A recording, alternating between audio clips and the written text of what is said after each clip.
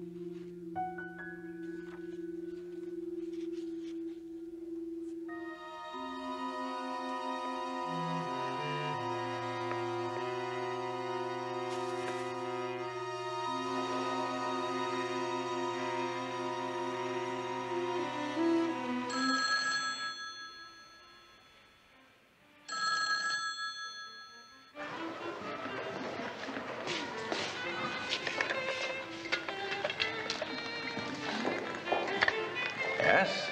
Who is it? Plan.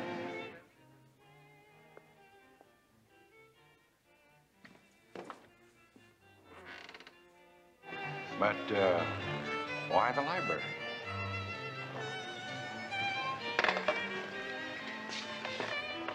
Excuse me, business?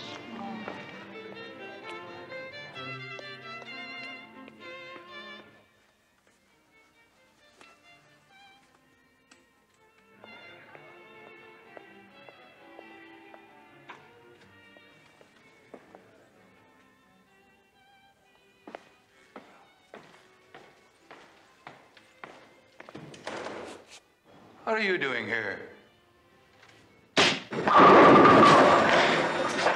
Looks like you buy another round, buddy boy. No more, I give up. Come on, one more line. Give you a chance to get It's midnight already. What's the matter? You got another date? I want to go to bed. Well, what do you do all day but sit around on your slats? Come on, unlimber, loosen those kinks. I'm loose, I'm loose. 10 stone, telephone. One more line, we'll call it Sure, quits. one more line. Yeah, Stone. When? Now. All right, we'll be right over. Game's over. You owe me 2 beers. Come on. Listen, why do I always have to owe you when I can pay you? Watching you bowl is pay enough.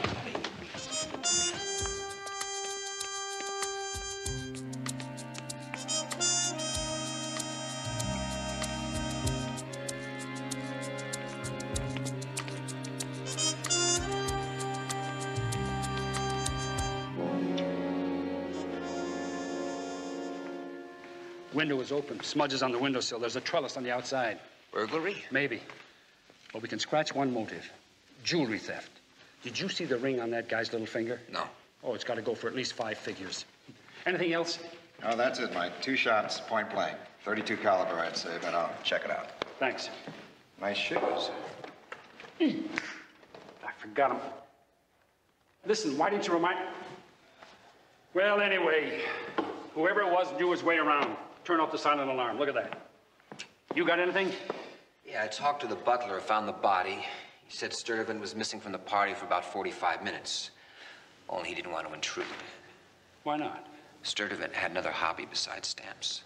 Oh, he did? Yeah. And he brought them up here? Yeah. I asked him for some names, but he wouldn't tell me. He said Mr. Sturtevant was very circumspect about the women he was seeing. Oh, he was, huh? Well, what about the safe? Would he know what was inside? No, only the business manager would know what's in there. Okay, then give him a call and tell him we have to audit the contents. Right. Fellas, the safe first, then the windowsill. Hey, Mike. Yeah. It's the only stamp missing. Yeah? British Guiana, 1850, 6-cent magenta. Magenta, that's a color, isn't it? Kind of light purple? Yeah, that's right. And Guiana? Well, it used to be a British colony. It's called Guyana now, I think. You think? Oh, you college guys with all that esoteric information, huh? Just toss it in there as though it's nothing at all. Just, I think, you know? Look at those, will you? I used to collect stamps when I was a kid. You did? Yeah, nothing like those, though. These are rare, huh? This is the only one missing, huh? Yep. Well, maybe it's worth stealing, but murder? Maybe we ought to ask an expert. Edward T. Hawkins. Yeah, the last word's philately means... I know what it means. Stamps. Right. No college, but a lot of crossword puzzles.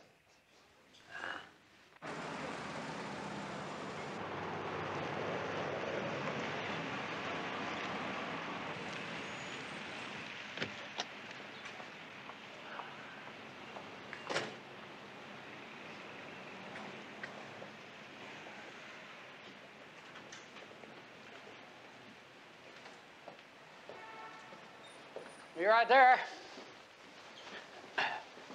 Good morning. Good morning. Lieutenant Stone. Homicide. Ed Hawkins, stamps. Hey, you did say homicide. James Sturtevant. Oh, yes, I read about him in the newspaper this morning. Awful. You did business with him? Of course, he was a very good customer. Several months ago, I offered him a Lallier. What's a Lallier? Well, a Lallier album is the first album published for stamp collectors. It's rare, of course, but we run across one occasionally. What do you know about British Guianas? I can tell you I wish I had some. They're very expensive. As a matter of fact, last year I sold Sturtevant 5 of them. Now, these. They're the 2-cent yellow issue. That was quite a coup for him. He already had 5. It gave him 10 in all. 1852 cents. $2,500 each? That's correct. Say, you wouldn't happen to know how much the 6-cent... Here it is. $300,000. That's its estimated value. Beautiful, isn't it? Looks like there's writing on it. Well, the 1850 series was initialed by the governor or his subordinate in Georgetown. It's the capital of British Guiana. Well, why would it be worth $300,000? Oh, now, my goodness, Lieutenant, it's unique. It's the only one of its kind known to be in existence. From 6 cents to $300,000? Oh, come on, there's got to be something more. Well, yes, there is the mystery. You see, nobody really knows who owns it. Ever since its first discovery and sale, the various owners have elected to remain anonymous. Sometime in the 30s, President Roosevelt's supposed to have had it in his collection, but he denied it. Well, princes and potentates would give their most valuable possession for the 6-cent magenta. Oh, among true philatelists, that stamp is like the Holy Grail. It's a real mystery. Well, it's not a real mystery anymore. It's murder. I don't understand. It looks as though whoever killed Mr. Sturtevant stole the 6-cent magenta. Sturtevant? He had it? Are you sure? Well, we're checking it out. And you can do us a big favor by keeping it under your hat. Might help us find the killer. Oh, of course, of course. If I can help you in any other way, Lieutenant, you just call on me. I will. Thank you very much. You know, I learned something today. Huh?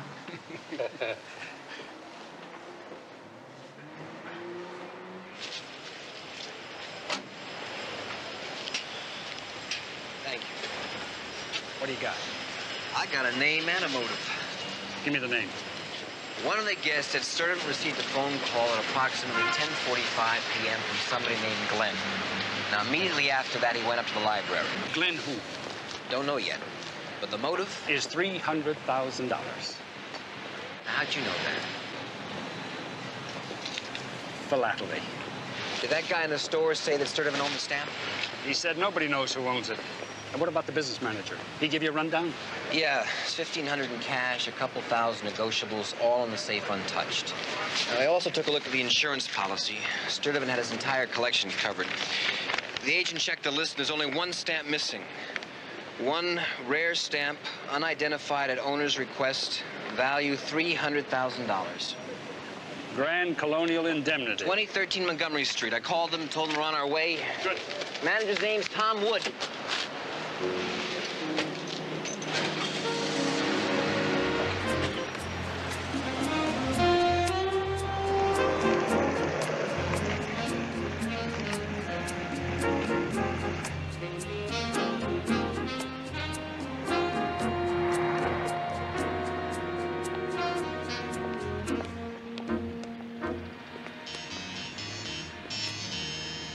No, that will not be acceptable. Mr. Johnson, you were told 2 weeks ago to have this report completed. I would say you now have about 2 hours.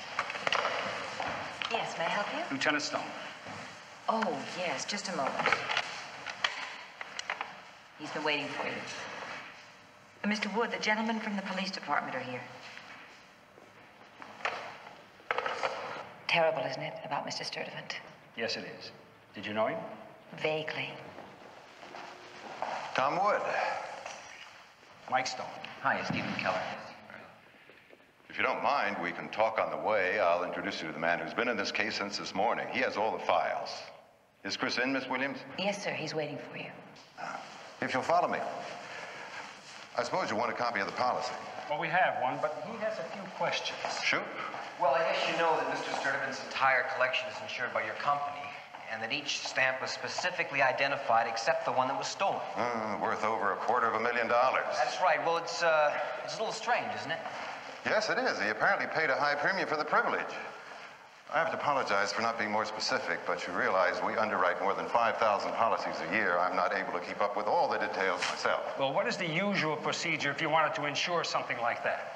Well, the actual policies are written by independent agents. For something that valuable, they'd have to secure at least 3 expert appraisals before we'd underwrite. Who are the appraisers? We don't know. Their names are not in our files. And frankly, I just don't know why. Of course, we're looking into it. Well, I guess we'd like to talk to the agent who wrote the policy, then. So would I. But he died 2 months ago.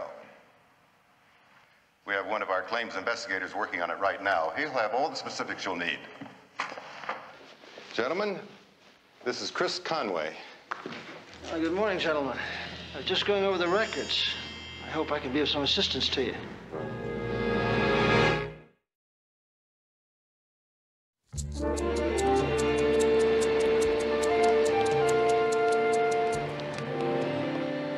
How did they get that? Hawkins? He said he'd keep it confidential. Yeah, well, it's pretty hard to keep something like this quiet for long. I guess you're right. Steve, Yeah. you get with that dead agent's wife and see if she remembers anything since she talked to Conway, will you? And I'm going to take a cab and see if I can tap another pipeline. Mr. Conway? Mr. Conway, you said that you would try to run down those appraisers, right? Absolutely. You do. Lieutenant, listen, my car's right around the corner. Can I give you a lift someplace? How about Broadway? Perfect. Giant said 3 to 1, you're down.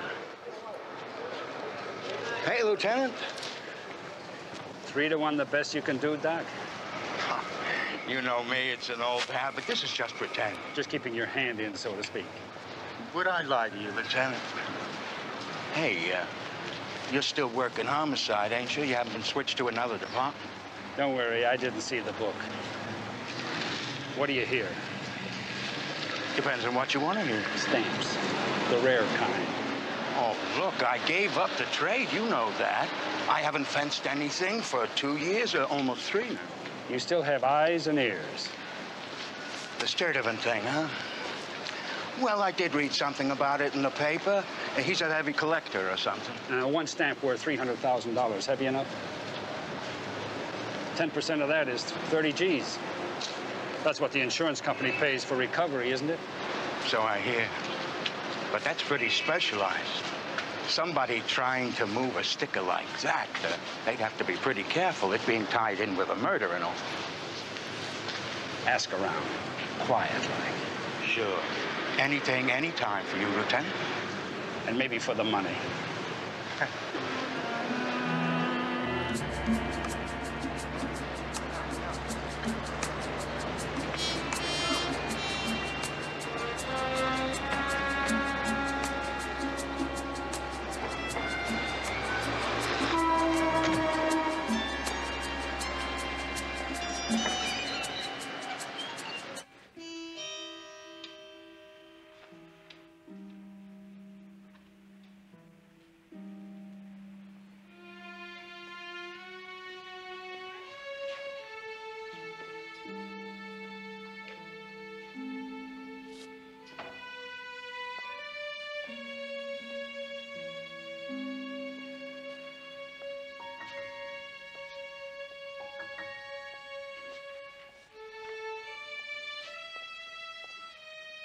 Johnny, be still.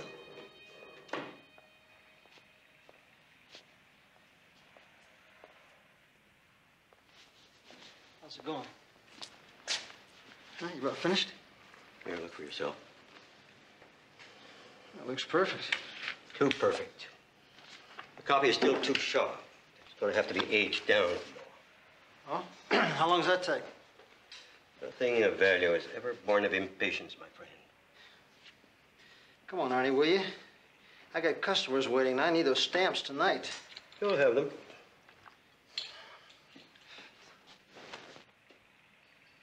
How do you breathe in this place? I have no trouble. Then again, I've never killed anyone in cold blood, Mr. Conway. Tell me, is it worth it? You tell me. 10 little pieces of paper, each one worth $2,500 apiece. When you get through with them, they'll be worth $300,000 apiece. That's $3 million, baby. You tell me. For which I only get $50,000. You got a complaint? Would you kill me if I did? We made a deal, Arnie. Don't get greedy on me. I'm an old man of modest needs, Mr. Conway. I'll call you. No, I'll call you. 10 o'clock, that gives you 12 hours. Now, you be ready.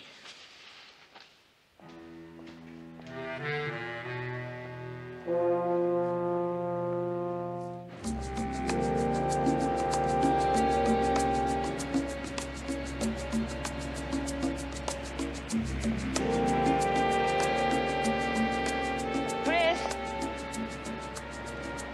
Sorry I'm late. I've got the tickets. Terrific. Ah, terrific. Everything all right? Everything's just fine. They're gonna be ready this evening. I thought you said he'd be finished this morning. Yeah, well, he's a perfectionist. I can't help that. Well, come on, honey, relax. Everything's fine. What about the police? There's no sweat. And I gave the story to the local papers, and the wire services picked it up, and by now it's all over the globe. Okay? Okay. Let's go have some lunch. Well, I have to get back. What's your hurry? Mr. Wood's flying to L.A. at 4:30, and I have to go with him. I'll call you in the morning. What, are you spending the night? It's business. Oh, come on, Chris. Not Mr. Wood. He's over 50 years old. Sturtevant was all of that, too, wasn't he? I'll see you in the morning. Honey, I'm sorry. Look, we both made our mistakes, but that was 3 years ago, okay? I mean, pretty soon we're going to be together. Everything's going to be just fine, like it used to be. I love you, Mrs. Conway. I love you too, Mr. Conway.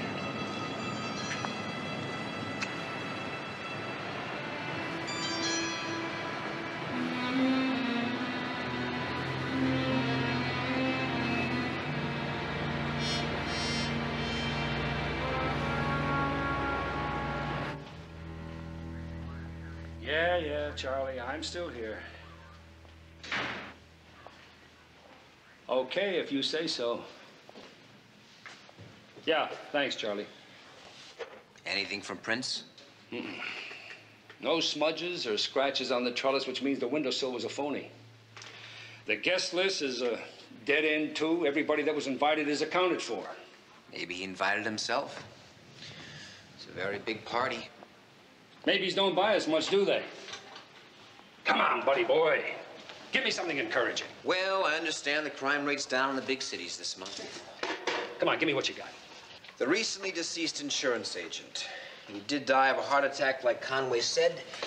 His estate's still in probate, but his wife let me look at the files. And? And I can't be sure until I check it against the company files, but from what I saw, the premium Sturtevant paid wasn't high enough to cover a $300,000 stamp, plus all the other stamps he had insured. Okay, expert, you check it out in the morning. Tomorrow. So what'd you get? Nothing, just noodles. Just noodles? What about those missing appraisers? Conway called in and said they're still missing. I don't get that. But we do have one thing, buddy boy.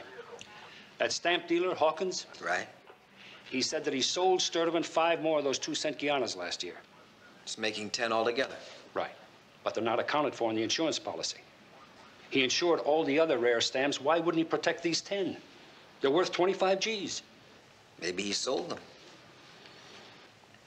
I know. Maybes don't buy very much. Maybe there's something else. You mean like maybe the man who killed Sturtevant stole them? Yeah. Yeah, and he didn't want us to know, so he leaves the stamp album open on the desk. So we'd be looking for the one stamp he wanted us to know was stolen. I mean, if you're gonna sell something illegal, you want the buyer to know it's been stolen, right? That ties in with the newspaper.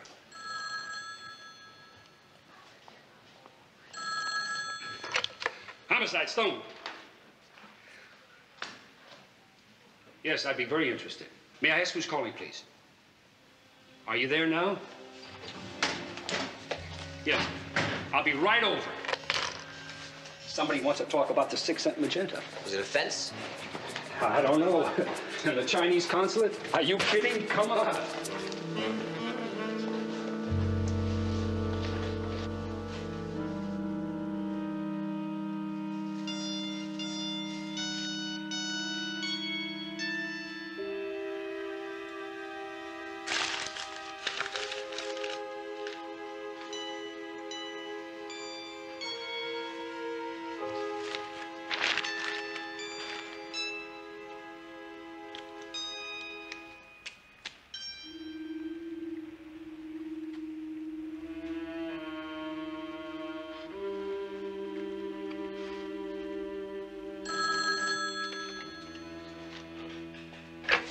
Yes?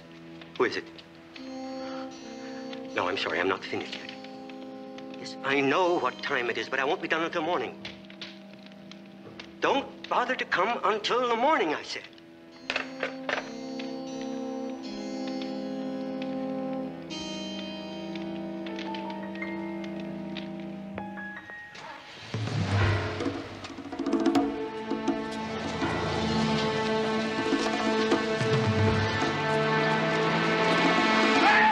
I'm sorry. I promised I wouldn't reveal his name or his residence.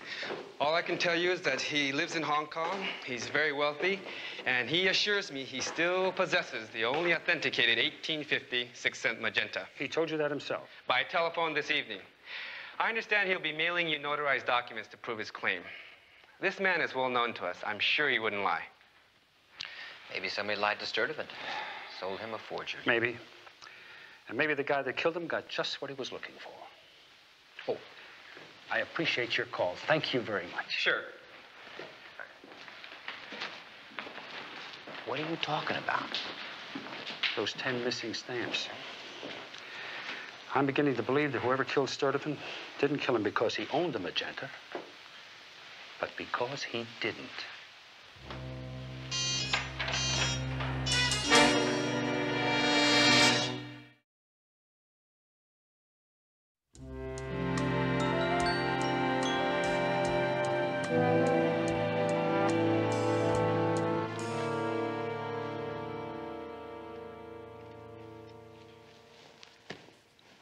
Not here. You're sure? I've been through the whole collection twice, Lieutenant. Well, could he have sold them? Oh, not without my knowing about it. You know, the 2-cent Giannas are not unique, but they are rare enough for the trade to keep an accurate record of them. Well, besides, Mr. Sturtevant, he only dealt through a bona fide dealer. All right, let's assume that they were stolen. They darn near look alike, don't they? So couldn't somebody fix them or alter them somehow so that they would look like the 6-cent magenta? Well, now, with skill and patience, I suppose someone could copy the face, forge the initials, even duplicate the ink. And the 2-cent Giannas are surface dyed, so the ink wouldn't permeate the paper. They could be bleached. Bleached? Oh, yes, the most difficult thing to duplicate, especially with the rare issues, is the paper. Okay, let's say the guy has 10 big ones, all counterfeit. How tough would they be to move? Well, now, since the owners of the Gianna have traditionally remained anonymous, I suppose it's possible that we'd never hear of any of the sales. 10 times 300,000. That's a lot of motive. You think it's possible? Oh, yes. Forgery and counterfeiting are much more prevalent than many people realize. It is, eh? Wait a minute. You know, a gentleman came to see me last month. We had the same conversation. About counterfeiting? No, about the 6-cent magenta. He was most interested in the dye. You know his name? No, he didn't tell me that. But he did tell me that he was recommended to me by a dealer who knew about my particular fondness for the Gianna. Well, who was that? He didn't tell me that either. Can you describe him? Oh, yes. Well, he was elderly, maybe 55 or 60. He was small, wiry, you know what I mean. And, he had the most delicate hands. I remember that. Anything else? Color of hair, eyes? What about mannerisms, scars? No. He had a lovely smile. Well, was he an American? Oh, yes. Oh, well, at least I assumed he was. I'm sorry, gentlemen. I can't remember anything. Well, you've been a big help, Mr. Hawkins. We'll drive you back. Thank you. Small, wiry, about 55 or 60. You know, I remember a guy about 5 or 6 years ago. He'd be about 55 now. Gee, I can't remember his name. Well, anyway, we found out one thing, buddy boy. Sturtevant never had the magenta. Yeah, which means that somebody made up a phony insurance policy to make it look like he did. Or he planted a phony in the safe so that we would find it and do exactly what we've been doing. But a copy of the office was fixed, too. It's got to be an inside job. I'll drop you off at the insurance company. I've got to see Doc. Oh, and listen, pull the book on the counterfeiters. Start thumbing through the pages. Maybe we'll get lucky.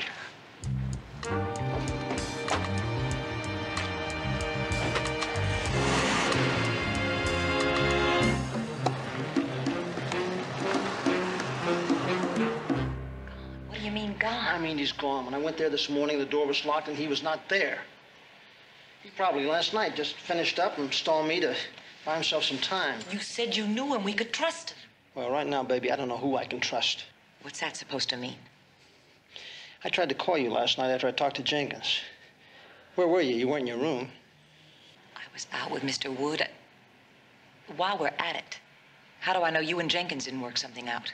Now, look, baby, this whole thing was your idea. You got me into this. Yeah, well, don't worry. I'm going to get us out of it.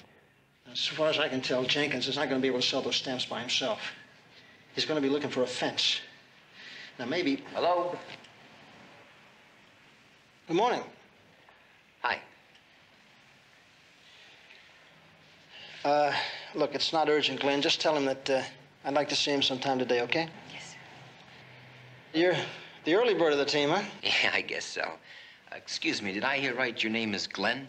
My father wanted a boy. Did you get my message? No. Oh? Well, this is probably what you're here for. Premium payments, right? That's right. I called you as soon as I noticed this. Now, these are the figures I dug out of the agent's file. I checked them this morning against our own ledger. And they differ? Our books show that Sturtevant paid a much higher premium than what the agent wrote down. I guess somebody around here made a mistake. Well, now, you've worked here for a little while. Do you have any idea who that might be? Well, see, I've only been with the company about 6 months. But I run a trace on it. Good. Anything else? No, I guess that's it. Thank you. Okay. Say, did Stone get anything from his pipeline? His what? From his contact. See, yesterday when I dropped him off, I figured he was gonna meet a fence or something. I mean, somebody that might know if there's any action on the street. No.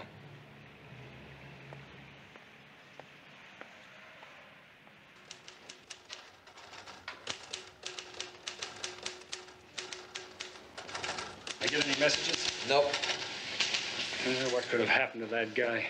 I must have checked every back alley I know of. And believe me, in my 20 years, I've picked up a lot of back alleys. What is this, 2 volumes? It's a very popular profession. That's going to take us all week. Why can't I remember that guy's name? Must be getting old or something. Listen, he was booked with Al Karlinski. Pull his jacket. Maybe it's cross-filed. Okay, but listen, I think I got some. Name began with a J. Go on, shoot. Conway, the Sturtevant premium payments do not match. Only he didn't notice it till this morning. Here it is, J. So you're a good cop and he's a lousy claims Well, investigator. he's not lousy according to his personnel file. IQ 127, reaction to stress superior, motivation excellent, efficiency quotient superior. So? So it doesn't jive with what I got from the LAPD this morning. It seems he applied to the academy a few years back and he couldn't cut it. Now, their file shows prior experience, merchant marine 4 months, cab driver 6 months, private investigator license, revoked for failure to renew. May not be a loser, but he ain't a winner. So, come on, give me the thing, will you? The insurance company had no written references on him, but the LAPD did. And they also had him listed as married. His wife's first name, Glenn. Glenn? That's right. Same as the phone call to Sturtevant? And same as Wood's secretary. Miss Williams. It's quite a coincidence. Little Miss Sunshine's got a dark side, too, maybe. Yeah.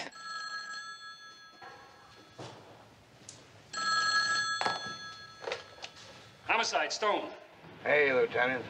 Doc, where have you been? All around. How's it going, Lieutenant? I need help. What have you got? No, I drew a blank, nothing. Oh, come on, you have to have something. Now, wouldn't I tell you if I did? I'm not sneezing at any 30 G's.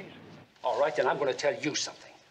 A small guy, wiry, about 55 or 60. Good hands. Could be an artist, a counterfeiter, a printer. Knows all about dyes. He was busted about 5 years ago with Al Karlinski. Karlinski. And 5 years, you say? That's right, about 5... Wait a minute, Doc. You gave him to me. He's the same guy that was involved in that phony stock deal. Didn't his name begin with a J? Yeah, I know it did. Jensen, Jenkins, Willie Jenks. Isn't that it, Doc? Jenks. Yeah, I think you got it, Lieutenant. Yeah, it was Jenks. Billy Jenks. That's right, Doc. Billy Jenks. Do you know where he is now? Oh, last I heard he was in Folsom. Let's see. That's Billy Jenks, a.k.a. Arnie Jenkins, printer, paroled September 13th, 1972. Paroled? No kidding. Well, okay, I'll sniff around. Yeah, let me know when you get something. Oh, Doc, thanks a lot. I'm going after a warrant. All right, I'll call his parole officer for his last address. Good.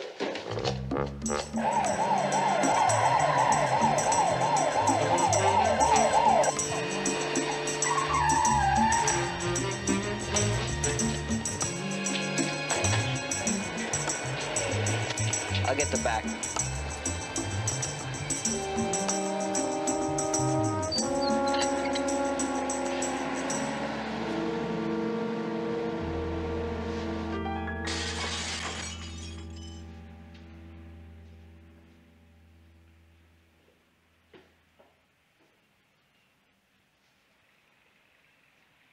Mr. Jenkins.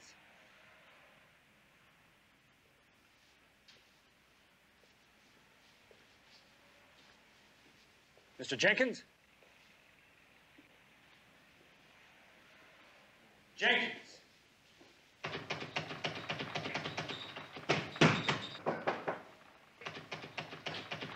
Steve? Yeah.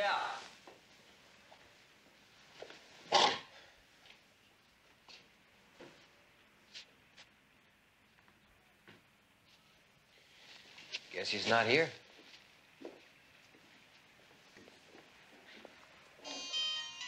He's here. But he's not going to tell us anything.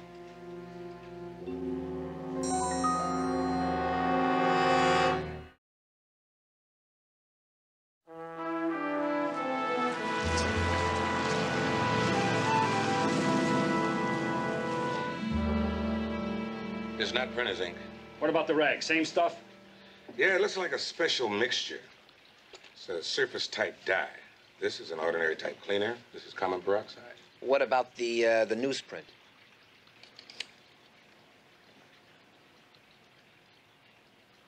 There's some sort of printing on it.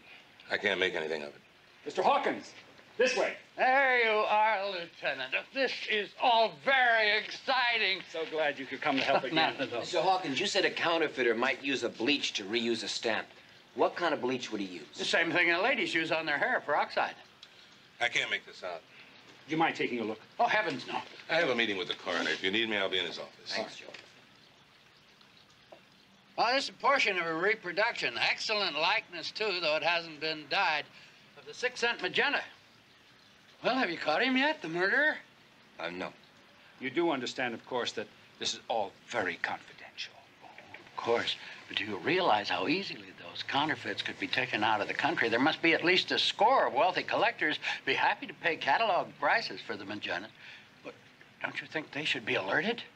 No, I don't think so. You see, the 10 stamps are the only lead we have to 2 murders. And if we tip our suspect, he might destroy the evidence. Well, if there's nothing else I can do. Thank you for coming.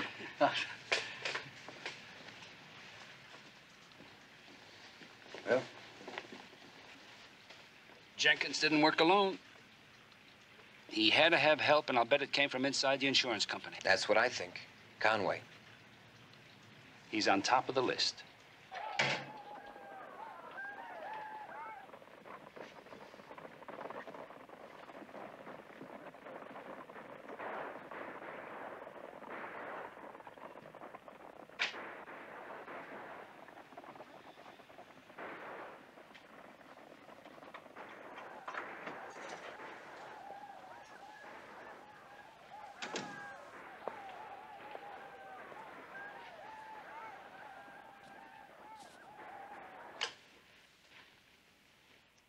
Beautiful. You're just beautiful. What the hell did you expect? He's gone, Glenn. That's $3 million right out the window. I was an idiot to listen to you. You know what I got hanging over me now? A murder rap. If you didn't want to kill Sturtevant, why didn't you just ask him for the money? You've always been good at begging. You're really something. You know that. You're a real live man-eating cannibal. Me, Sturtevant, anybody that fails old Glenn, you just chew them up and spit them out like garbage, don't you? Let me tell you something. You're not leaving me holding the bag, Glenn. You killed Sturtevant just as much as I did. Just as much. Did I? That's right. You set him up, you gave me the gun, and you told me what to do. All because he jilted you, because he turned you down for some other dumb skirt. You really thought you were going to be Mrs. Rich, didn't you? That's enough, Chris.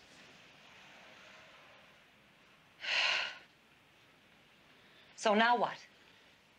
I don't know. You never did. Where's the gun? What do you want the gun for? To get rid of it. It's in that drawer.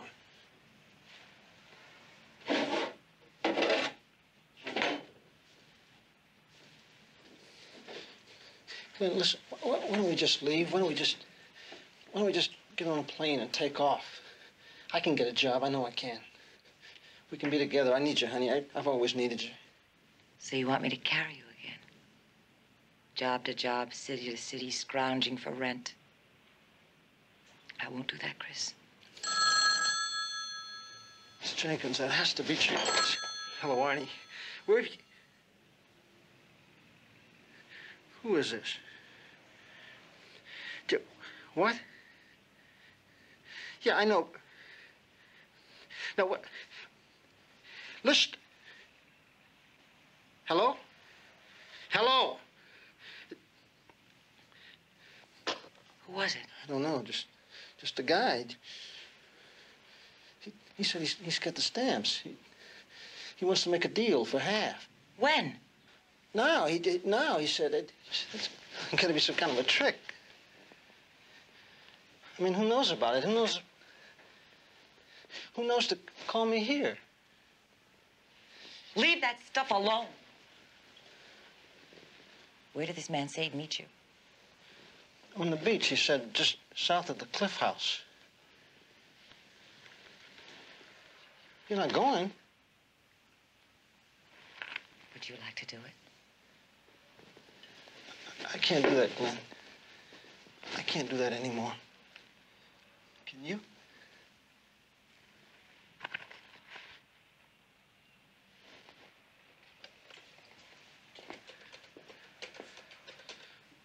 How will I know who he is?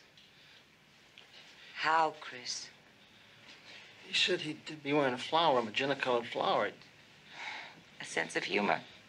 I like that. And a lot of confidence. Glenn, you can't just... Yes, I'd like a cab, please. 2200 Walnut, right away. Thank you. Glenn, why don't we just... Don't worry, hon.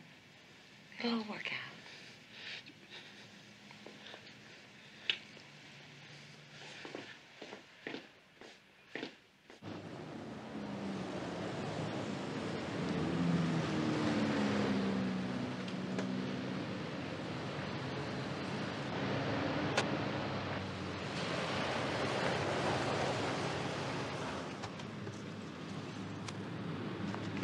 Hey, did you see who that was? Glenn Williams.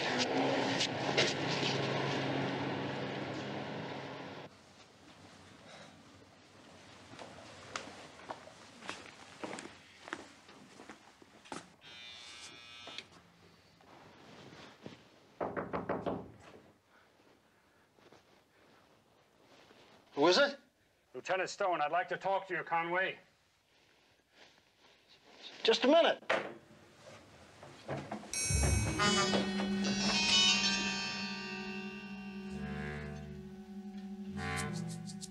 Here's an alley out back.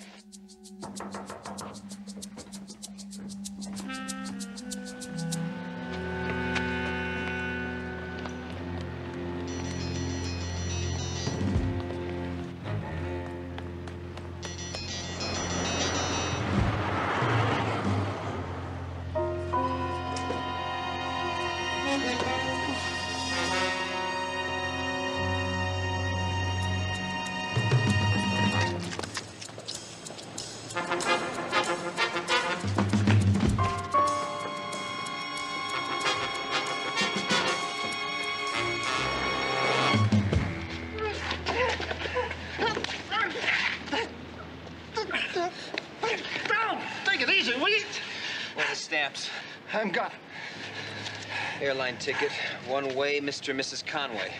Now, we know she was in your apartment. Where did she go? I don't have to tell you anything. That's right, you don't. That was a Golden Gate cab. Call the dispatcher. Right.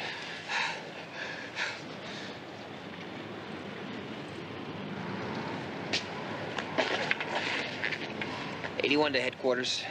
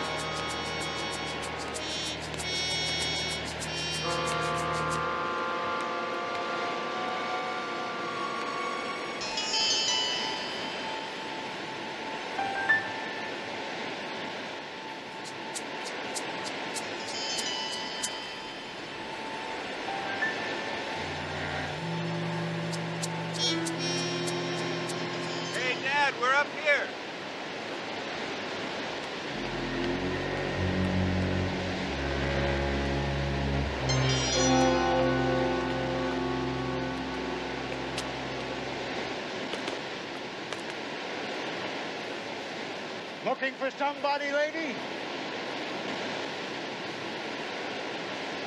I'm meeting someone. For a friend. I know a guy. Name's Conway. That's my friend. Where is he? He's out. Out where? All the way out. Finished. Where's Jenkins? Jenkins? I guess you could say he's out, too. Permanently. You have the stamps? One. Just one. You move it, we'll split 50-50. And then I'll give you the next one. I want them all. Now.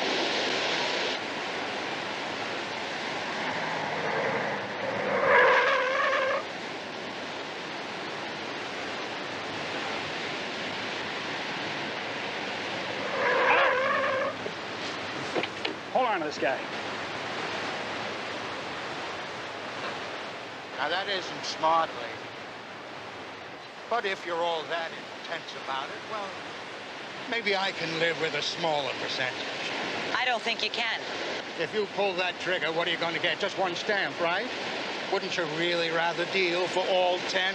I know you got the customers on tap. Mrs. Conway, we have your husband. Lady, you pull that trigger now, we're both dead. Put the gun down. I didn't kill anyone. I know, just drop the gun, Mrs. Conway.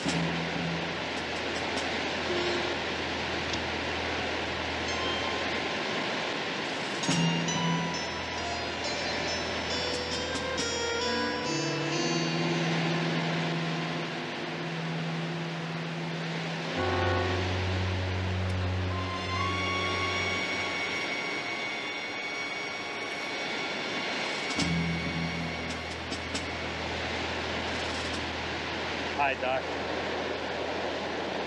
Do you mind stepping over here a bit?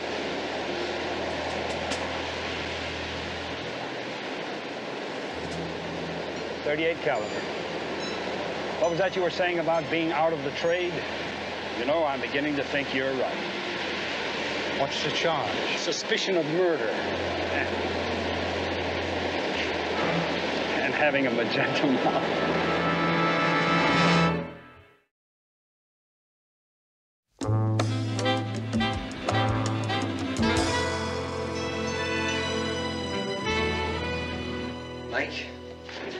From Hong Kong, along with notarized documents proving ownership and possession of 1 6-cent British Guiana.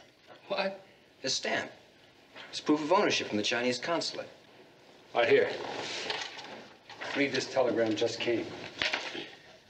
To detective in charge, Sturtevant case, have client who wishes remain anonymous, but certain authentic 6-cent Magenta British Guiana is not, repeat, not involved in your investigation. Read where it came from. London, England. London?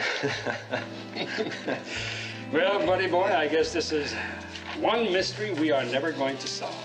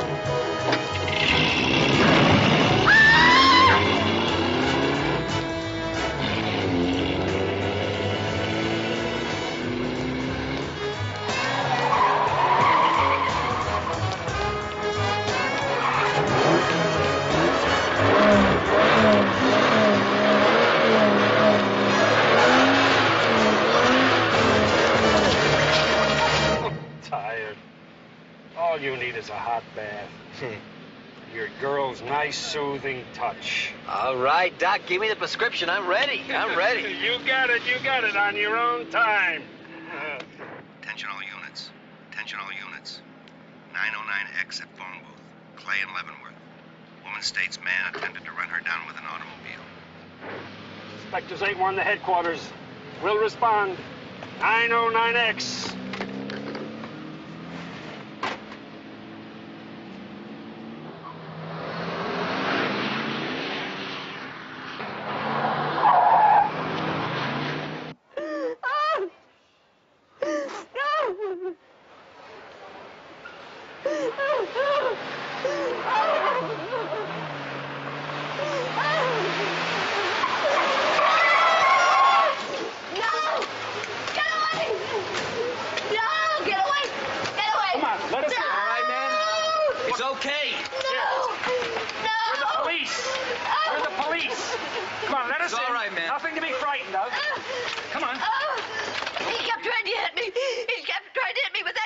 It's all right. Okay, ma'am. Everything's going to be all right. He kept trying to hit me. There's nothing to worry about. Over like a stray animal. Who was it, ma'am? I don't know. He was in some car, and he kept trying to hit me over and over. He kept trying to kill me with that car. We're going to take you home right now, ma'am. Come on. We're going to take you home. Come on, we'll take you home. Come on. He kept Come on. trying to hit me with that car. Is that the only outside entry? Yeah. Nice place. Oh, I'm sorry I kept you so long. No problem, Mrs. Howard. Oh, it's Miss. Are you feeling better now? Yes, I am. Much better. You cold? I can't seem to control this. I'm sorry. Well, there's nothing to apologize about. You suffered a shock. You want to see a doctor? No. I'm feeling much better, really. Thank you very much. You didn't recognize the person who tried to run you over? No. You're positive of Yes. that? Could you describe him? I wish I could. I'd feel much safer. Could it have been the same person that followed you home from the movies? I don't know. I can't be sure. I just can't be sure. But you were followed. You're sure of that? Yes. Every time I kept looking back, he'd disappear into the darkness.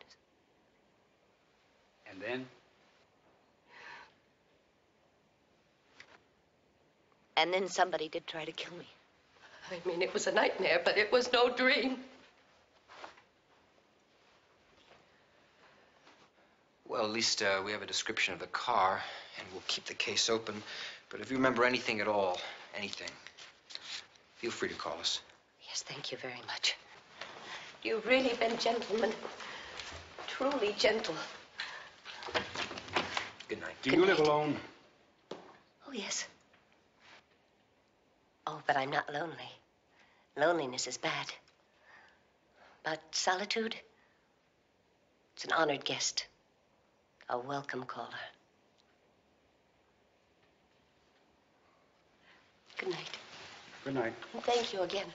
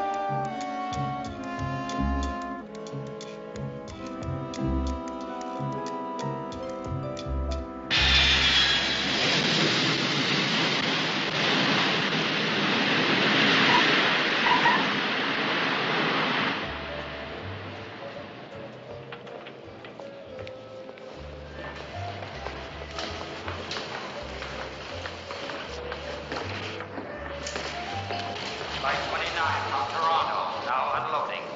Gate 3.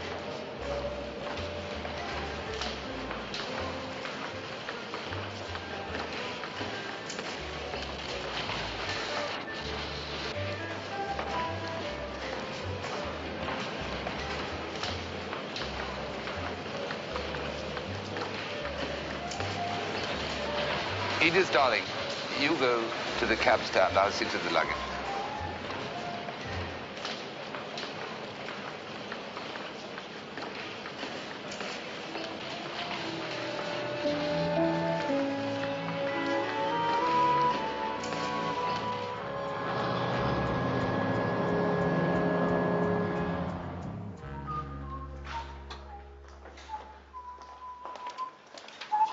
Listen, I got something. Yeah? A lead on that pawnbroker No, I'm still working on that. Oh, I thought maybe you broke that one wide open. Okay, what have you got? Description of the car on the Martha Howard case. They just found it Found abandoned in an alley.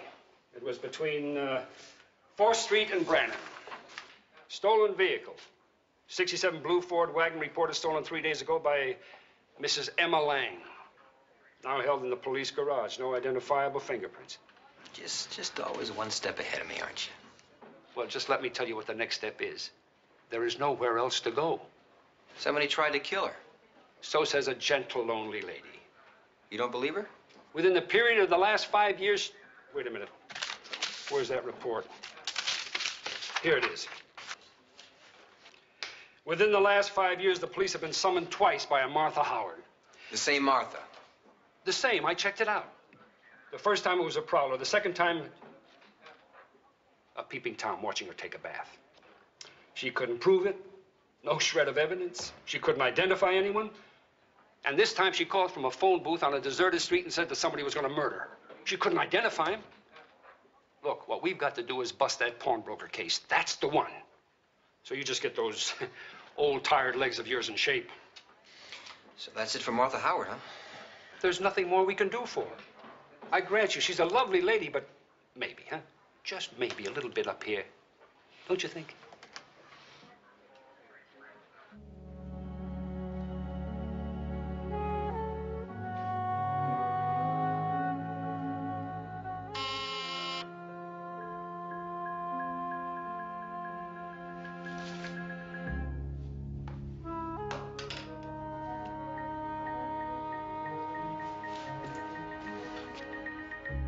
Who is it? Ryan. Oh, honey.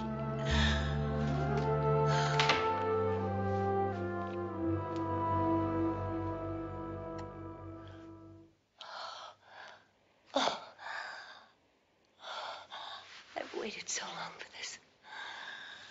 I don't mind telling you. It always amazes me. How many times has it been? It still fills me with wonder. The minute I see you, the minute I touch you, everything falls into place. Everything is serene. Says the prince to the clown.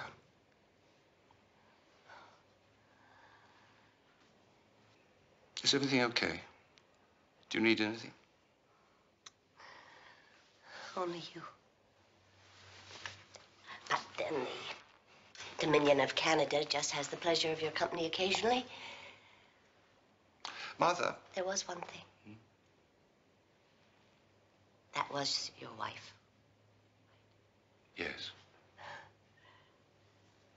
She was lovely. She's never been to San Francisco before. I know. She insisted on coming with me this time. Women often ask that of their husbands. We'll be together. I'll work something out. And just see the headlines. Cabinet minister works it out with middle-aged mistress. Who is young of heart.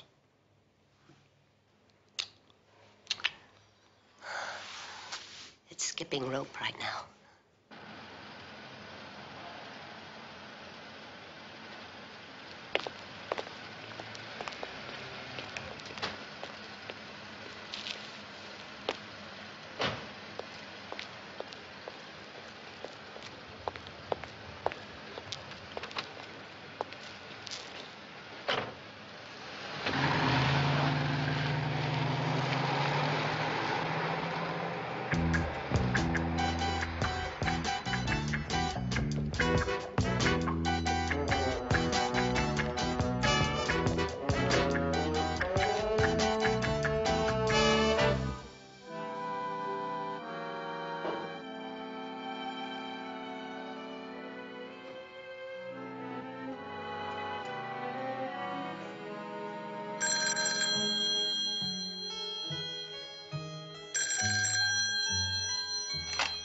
Hello? You're dead, Martha. Think about that. You're dead. You don't know it.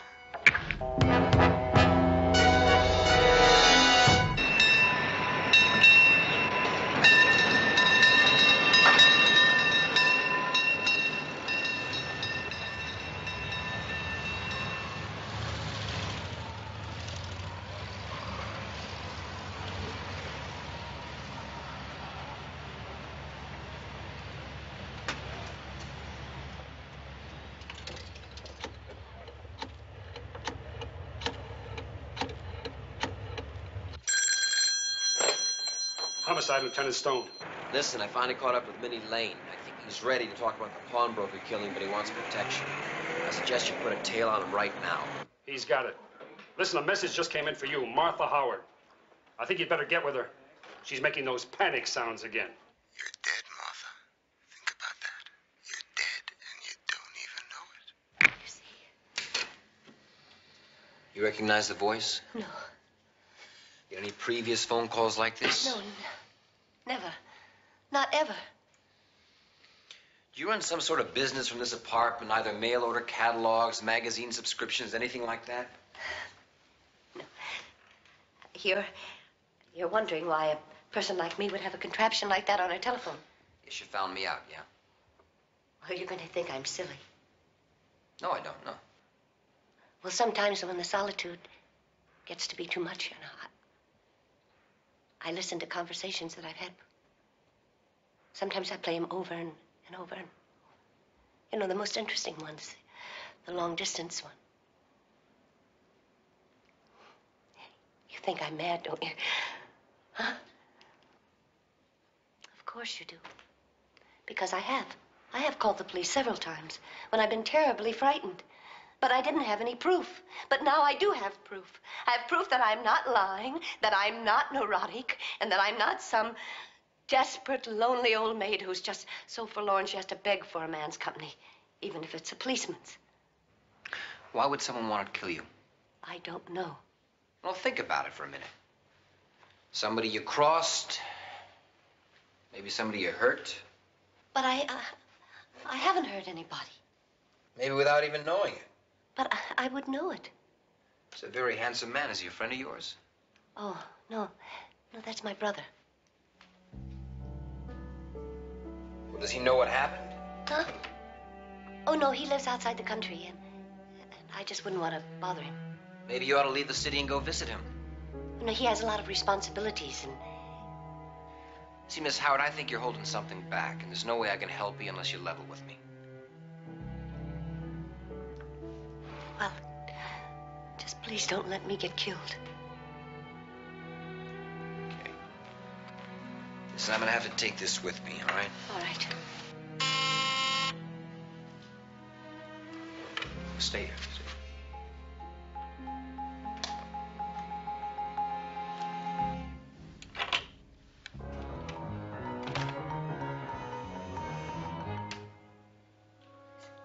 Is Miss Howard in? Yeah. It's your brother.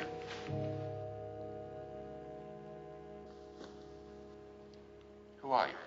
Inspector Keller, San Francisco Police Department. Police? Yes, Mother, what goes on here? I lied. When you saw your photograph, I lied to him. You could have phoned Why are you yourself. here? It's nothing, Brian, really. Why? The other night, someone tried to kill her, and today she got a threatening phone call. Why didn't you tell me? Honey, it's just some cruel joke somebody is playing. Besides, I've been seeing too many movies, that's all. It's not her imagination. I really don't think it's much of a joke. What are you doing about it? We're working as fast as we can without any witnesses or evidences. We need all the help we can get. Maybe you can offer some, It is Mr. Downing, isn't it? Yes, Brian Downing. Well, that's all right, sir. I don't need to see a card. I recognize your photograph. Heard a couple of your speeches, like what you have to say. Thank you, Mr. Keller. But back to this situation. That's all that concerns me at the moment. I hope it's all that concerns you. It is, Mr. Downing, it is. Miss Howard, take care. Thank you. Darling. You promised us a day. Is this it? But you're in danger. Listen, you're going to forget all about that. I will not be a cross for you to bear. And besides, I'm the policeman's darling, and they're paid to protect me. If I need protection. But all I really need is for you to love me. Will you have lunch with me, Miss Howard? I'd love to, but... She's on a shopping spree. It'll take the whole day. Sausalito? Yes. I'll be just a minute, okay? You're dead, Martha. Think about that. You're dead. And you don't even know it. Which proves she's not, Okay, so what have we got? We've got a single lady whose life is in danger. We also got a liar. Come again? The photograph of the man in her apartment, she told me it was her brother. No way. So what's the harm? The guy's Brian Downing. He's a big mocker in Canada. Cabinet minister, right? That's right. So what's he doing here? Well, he comes here for business. Okay, he's not her brother. So he's a friend. A little more. More? More? Yeah. Oh, well, now, that's very interesting. Because, she's not exactly a centerfold, is she? I don't know, though.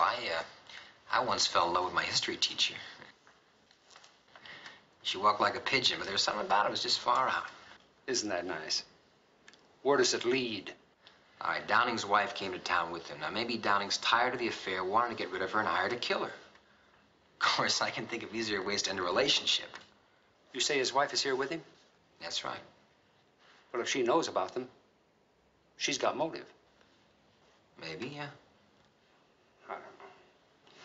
I don't know. We don't have anything to go on. There's no scouting report. There's no instant replay. Nothing. Nothing at all except that tape. What we have is a pawnbroker named Taylor, and he's been murdered. Now, that is something we can go on. It's been done. Minnie Lane's spilling the whole story to the DA right now. You turned him? I brought him in another charge, promised him he wouldn't get a jacket. That's good. That's very good. But what about Martha Howard? There is nothing more we can do on that.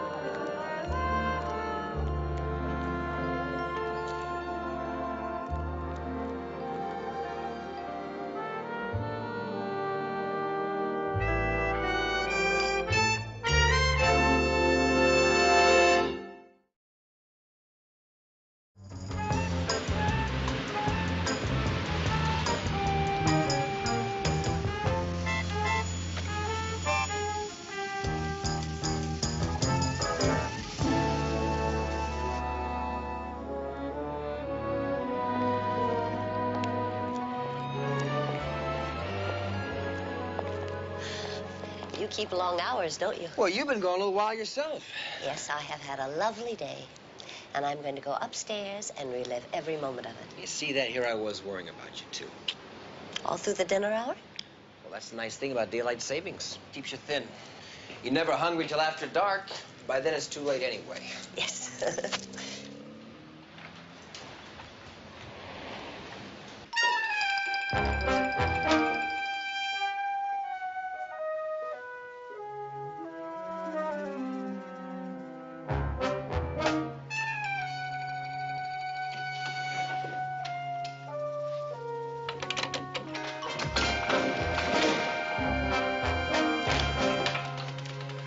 Would you mind if I took a look around first? Oh, no, please. I'd appreciate that.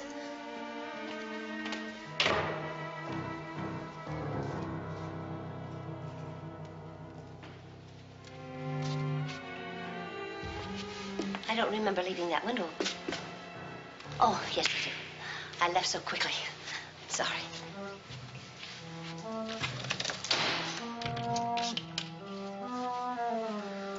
Well,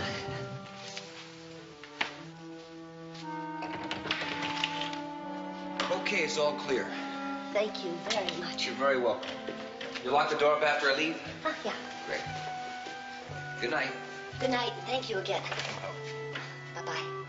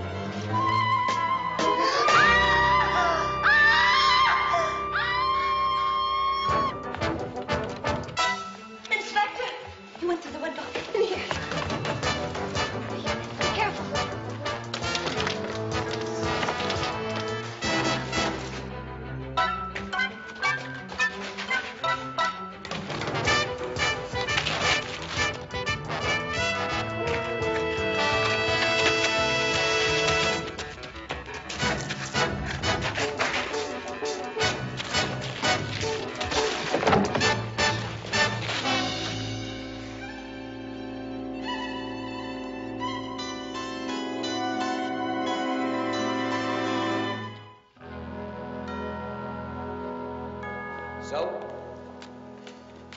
We released him, Steve. A copy? You gotta be kidding me. No way. Insufficient evidence. Bringing him to trial for attempted murder would be foolish. Unrealistic. Insufficient evidence, but he tried to kill me. We have no proof of that, Miss Howard. You couldn't identify him as the man in the closet. But he was wearing a mask. He wasn't when you hassled him, was he, Steve? He threw it away. Did you see him do that? No, but there's no way to Oh, you're gonna go find it? I mean, alleys are littered with torn ladies' stockings. Yes, but his clothes, they were Miss in the... Howard, kids all over the city wear the same clothes as Bobby Nelson. Now, maybe some of them have weapons. Nelson didn't. Man, he almost killed a lady. I chased him halfway across the room. What was he running from? If there's any... too long, Steve, but so far I have not come across a law that says you can't run across a roof. Oh, and something else. He's accusing you of brutality. He says that you failed to identify yourself as an officer of the law, and that your attitude was menacing and dangerous, and that he ran away from you out of fear for his life, and that you beat him up. Now, those weren't his words exactly, Steve. Expletive deleted, you know. I'm paraphrasing with a little legalese. Oh, no, wait a minute now. How would you say that you're letting a potential killer run loose in legalese? You like the way the department's being accused of brutality, Stone? I mean, it hasn't suffered enough of that? Next time, nail it down, Keller. Tight. What you gave me to go in with now was a bag full of nothing.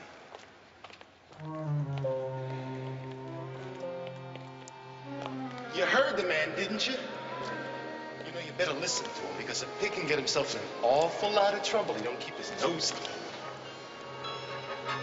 You too, lady, you know you ain't got no way. Hey, get your hands off of me, Johnny! What do you want to do, huh? You want to beat up on me again, huh? Huh? You know that cop's got something in for me. He's some kind of sick cop. I never did nothing to him, nothing. Go home, Sonny. It's all over. Don't you ever call me that again.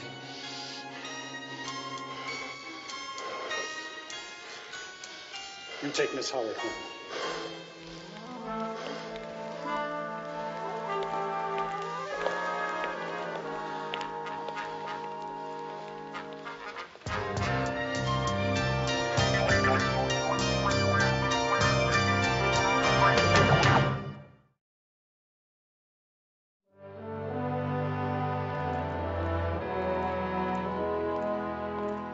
Sure you don't know him?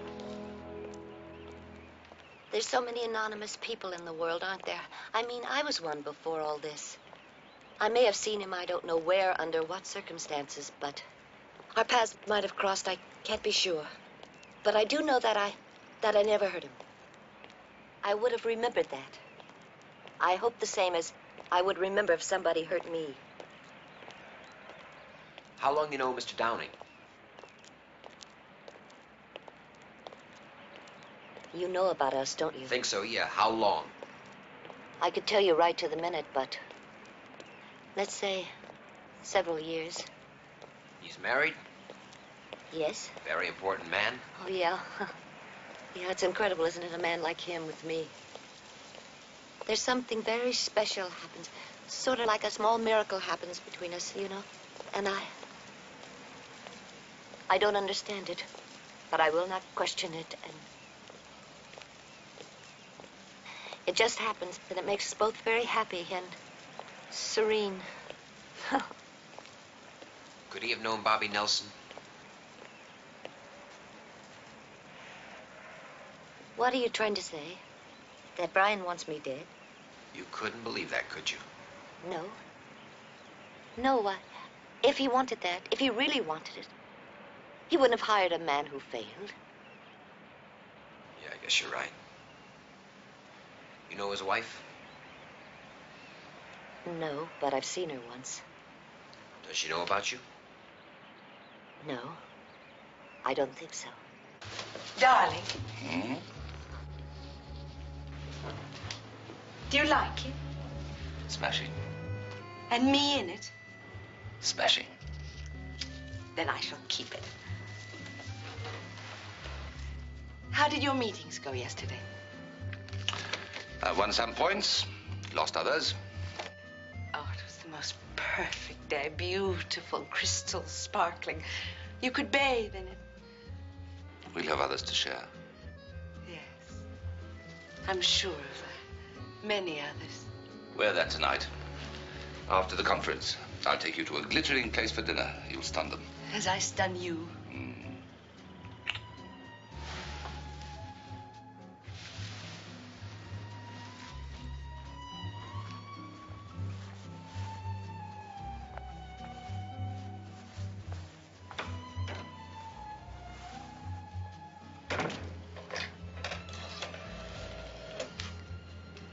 Yes, operator, information, please. Yes, a listing in the city for Miss Martha Howard.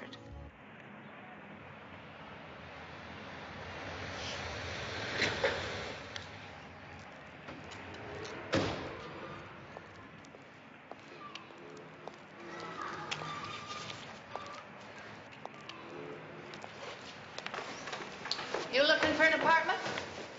No, I'm looking for Bobby Nelson. He's not in. Has he lived here long? Almost a year. Alone? You some friend of Bobby's? You're no friend of Bobby's. Maybe nobody's. Bobby got a lot of friends, huh? Only one I know is me. Where is he, at work? Looking. That's work. Lost his job 4 or 5 months ago. Got fired. From where? Driving truck for a florist. Why was he fired? Who knows? Who cares? Pays his rent. Bobby's a nice boy.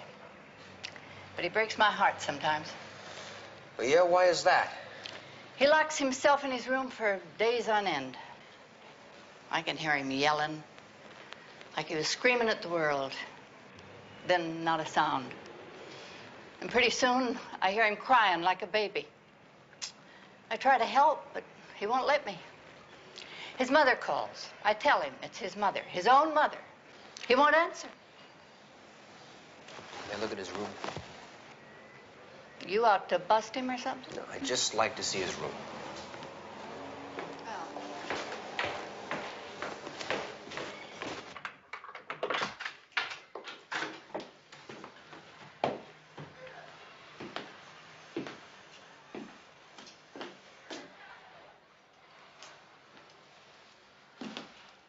I keep it clean for Bobby. It's very clean.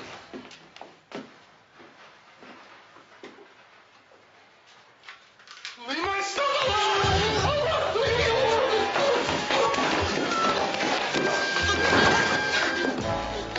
This crazy cop's got it in for me. He's some kind of sadist. He's not trying to just bust me. He wants to hurt me. He's all freaked out. I've done nothing. Oh, keep him away from me. Please. Please. You better get out of here. Get out!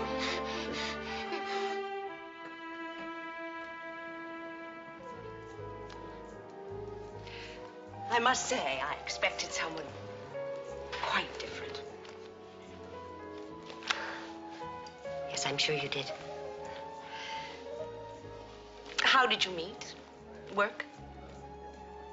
No. Just by chance. Where?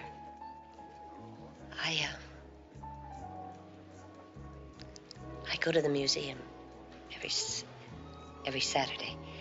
And this particular Saturday, I just... Look, you don't want to hear all this. And from there? From there, I don't remember exactly. Only I know that it has never seemed the way it feels right now. We never meant for it to come to this. We never meant to hurt you, really. Mrs. Downing. Do you find that hard to say? Yeah. Try Edith. He never talked about me then? No. Not by name, he didn't. But you knew about me. Yes. So he could be honest with you and not with me. I must say, after 17 years, that isn't very flattering. How did you find out? That was just chance, too.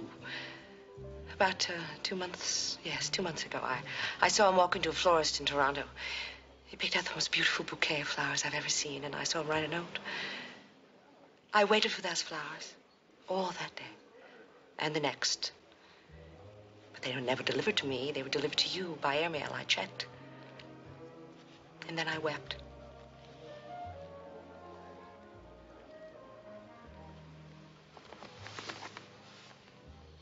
I plan to weep no more. You see, Miss Howard, my husband is a very important man. I will not have his career ruined by a pathetic and sordid little affair. Nor will I have my own dignity denigrated any longer.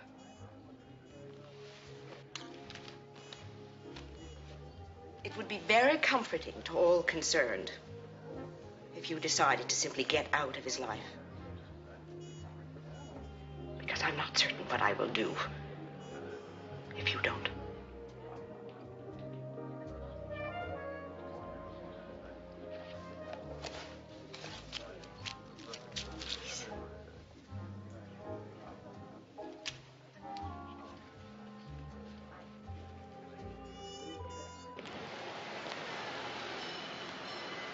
Well, well, well. What have we here? 3 little alley cats looking for action, huh? How tough are you? Huh? You don't look so tough to me.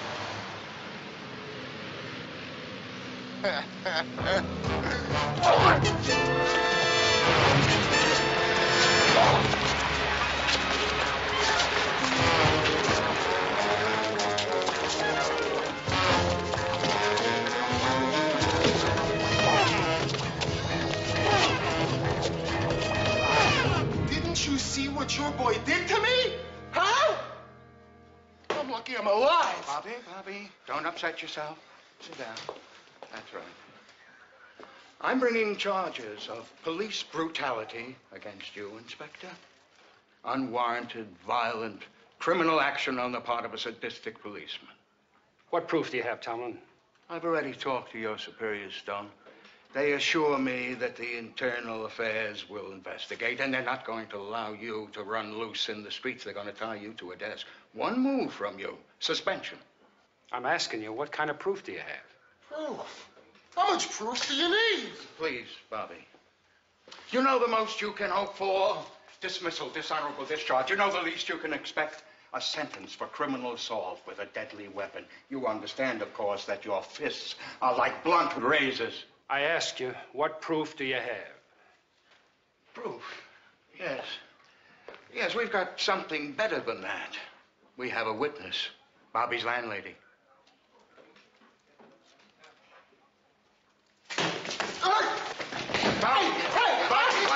You see, he did it again. He's a maniac. Calm down. My. You really do have a temper, don't you? Will you get out and take the psycho with you? You want a piece of this action, Lieutenant? I want you to get out. All right. Come along, Bobby. Come on now. Come on.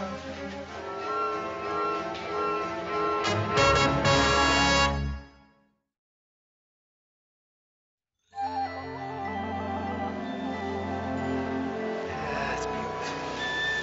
Just beautiful. I don't get out here enough. You know, I think a good idea would be if we brought a picnic lunch out here every once in a while, instead of going to those hamburger stands and hot dog stands, diners.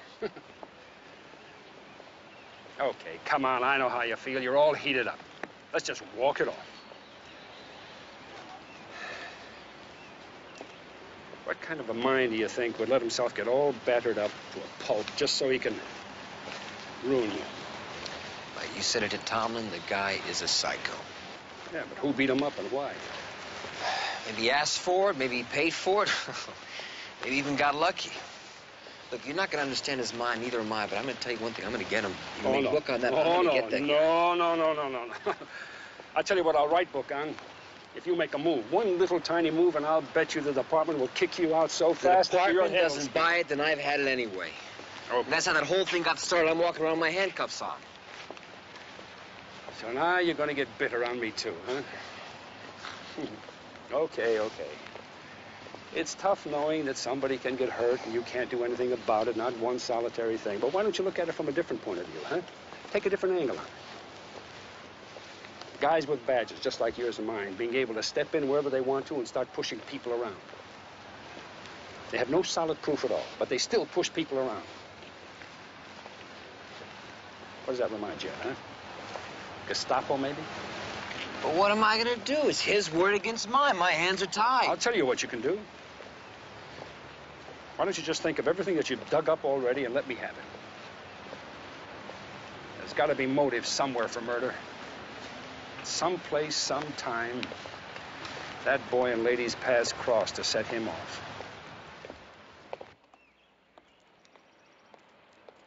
How could he have given such a young girl such wisdom? Hmm?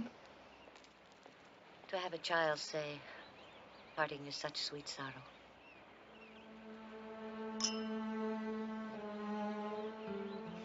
Out of the mouths of babes. Martha, it doesn't have to end now.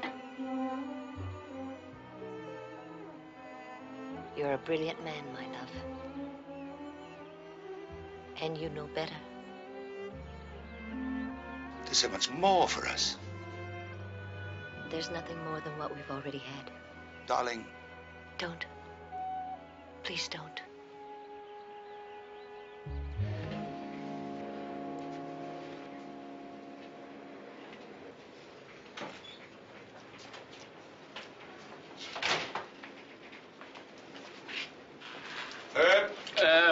Be with you in a minute. There you are. Thank you very much. Be sure and come back. I got a nice special on carnations today. I understand. Do you deliver? Oh, sure. Well, pick out a bunch for me. I want to send them to my daughter. Yeah, more fathers like you, I could get rich. You the owner? Big deal. I'm a slave in a hothouse. Name of Max. All alone? No help? I got a couple of neighborhood kids deliver for me. Real nice, huh? Max. And you still find time to be a father, huh? It's a wonderful world, so why do you want to bust me? Just some information. Did you have a boy by the name of Bobby Nelson working for you? I fired him. I heard. Why? He insulted a customer. I can't afford locks, so how can I afford insults? Who was the customer? A lady. Naturally, who sends flowers to a man? All right, a lady. What was the lady's name? I got it in the file. Was it Martha Howard by any chance? I don't know.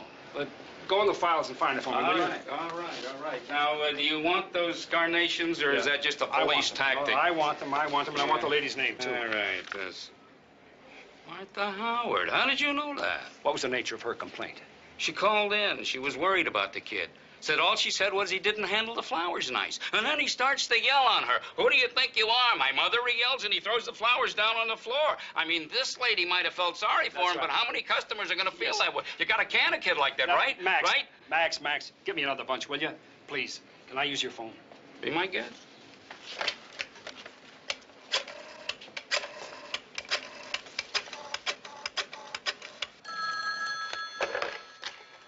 Homicide, Inspector Keller. Steve, I think I just busted the case wide open. Nelson was fired, just like you said. He was fired because Martha Howard called his boss and complained. Well, he's so bent, that could be a motive. It also ties what his landlady said about his hang-up with his mother. He flipped out last time she called. Well, why don't you call Martha and make sure that she's not alone? Right. See you later.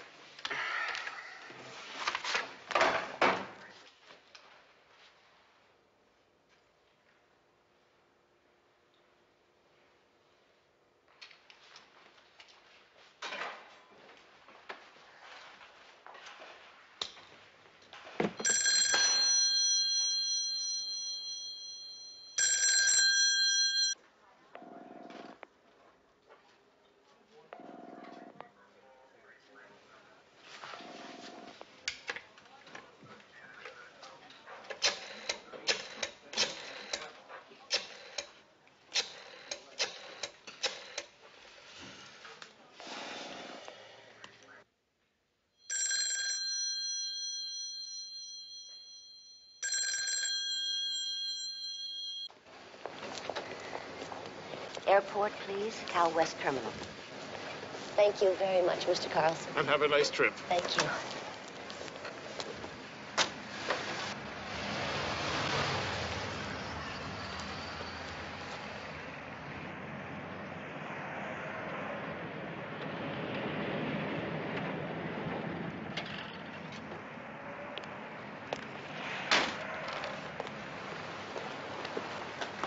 What do you want?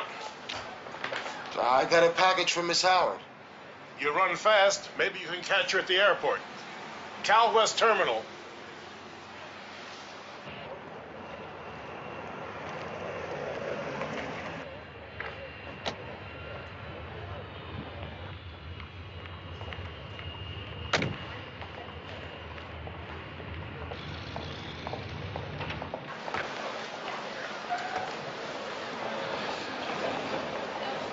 Final call, TWA Skyliner Flight 16 for Philadelphia and intermediate cities. Now boarding up to gate number 16. Yes. Hello.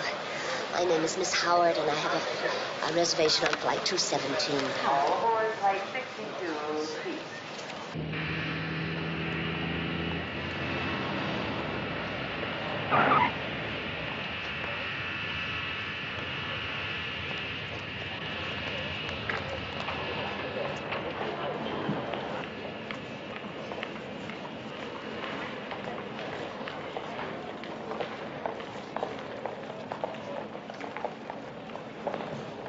Leaves in 15 minutes at gate 7. United Airlines mainliner shuttle cruiser flight 35 to Hawaii for Honolulu. Now boarding at United Transport gate number 22. All aboard flight 35, please. You could have saved yourself the bother. She's not here. I'll put her in a cab to the airport. Sure is a popular lady today. What? Nothing. Just there was a delivery guy here for her, too, a few minutes ago. That's all I meant. This delivery guy's face all beaten up? Yeah, he was kind of beat up. About your height. Did you tell him where Miss Howard was headed? Yeah, why? What terminal? Cal West, why?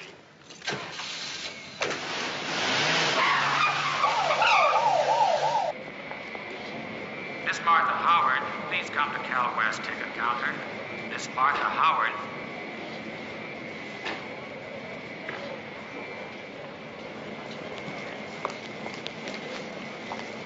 Excuse me. You had a page for Miss Howard? Oh, yes, Miss Howard. A gentleman called and left a message for you. Mr. Downing? He didn't give a name, just a message. Please meet him on the flight deck. He's waiting for you. Thank you. Thank you.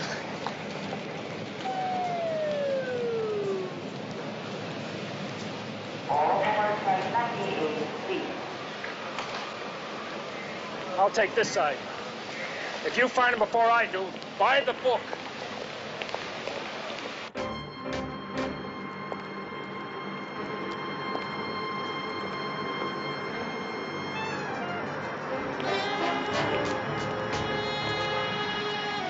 Hello, Miss Howard!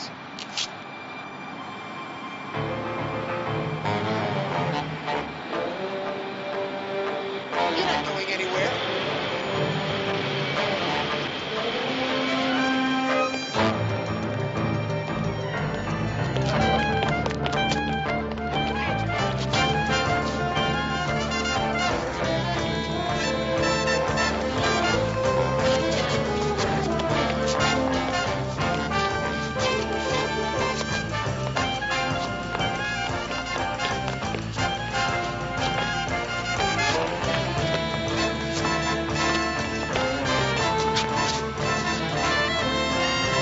Hold her, I'll shoot!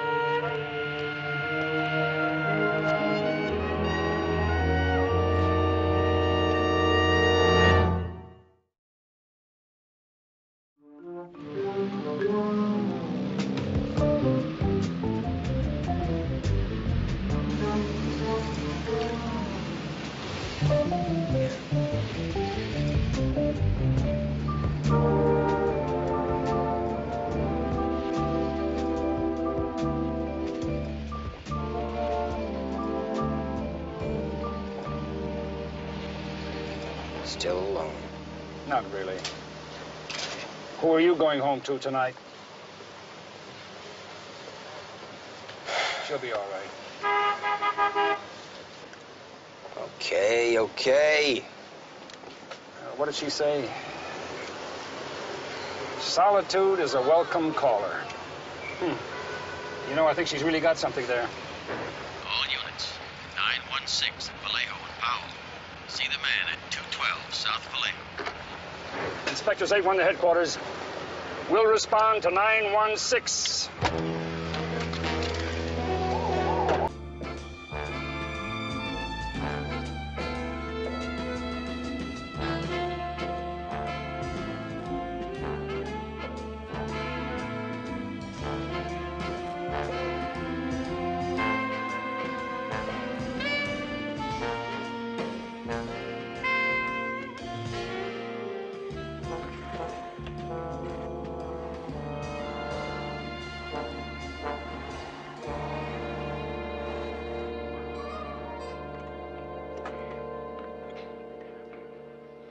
Virginia. Hi. Is my mom here? She'll be back in a minute. But there's someone waiting for her in the office. Oh, who? The guy who wears the greasy kid stuff on his head? This is the one that smiles all the time? Oh, him. Oh, Mel, what are you doing here? Hi, Mother. You said we were going to have lunch today. But you have to wear that dress. Makes you look like a lump. Mr. Stillman's waiting in your office. Oh, all right. I can't have lunch today, Dumpling, but I can tomorrow. Mother, don't call me Dumpling. Why don't you do something about your hair? What do you suggest?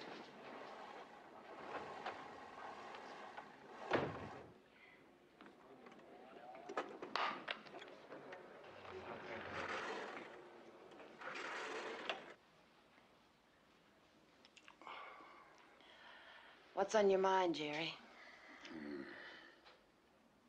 You? Not the way you kissed me just now. Well, if I thought you were going to grade me, I'd give you a great big hug.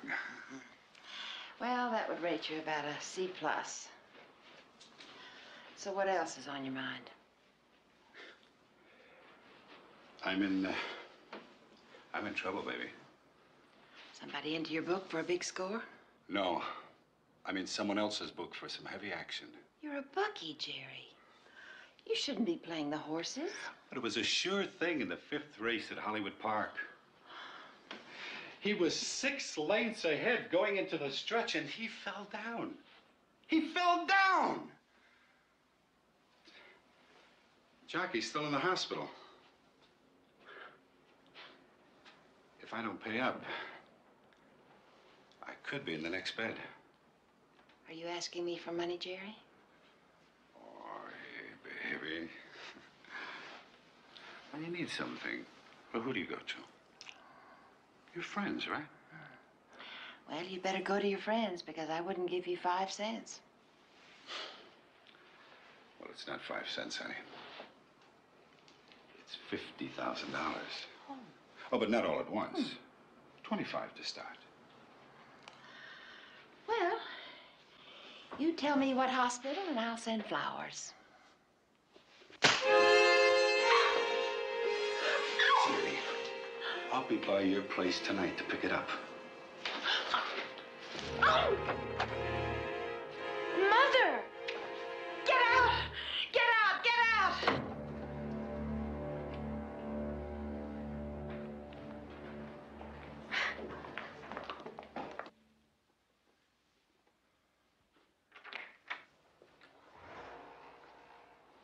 Well, that last kiss, ought to bring up my average to at least B+. See you.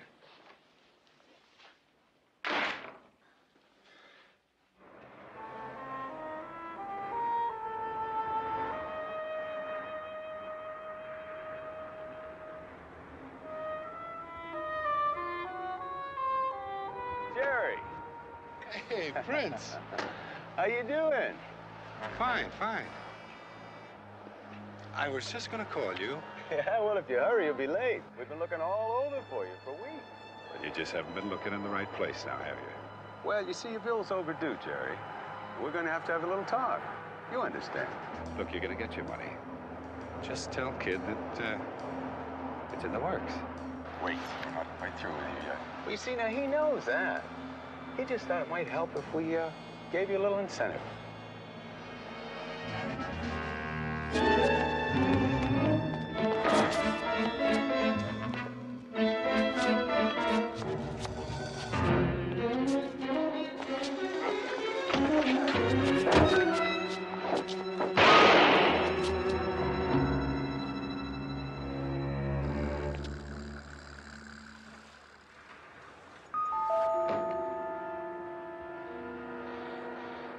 He's dead. Yeah, look. Get his keys. You help me get him in my car, and you follow in his. Come on. Hey, look, Ethan.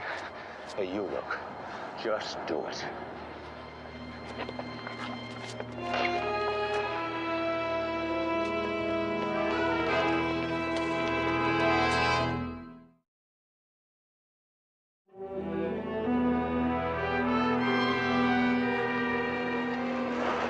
Now, how long has he been dead? Oh, rigor's well advanced. Considering the state of the weather, 14 to 16 hours. Anything else? Nothing you didn't see for yourself. He was shot in the chest at very close range, judging by the powder burns. Okay. You say you knew him? Yeah, Stillman, Jerome Stillman. Used to run an independent book over at the old Imperial Hotel. Remember that one? Very quick to collect, but very slow to pay. Sounds as though you won't lack for suspects. That's right. Well, what do you got? No cartridge case. There's a well-defined tire track at the edge of the road. You want a mold? Okay, I'll get a mold.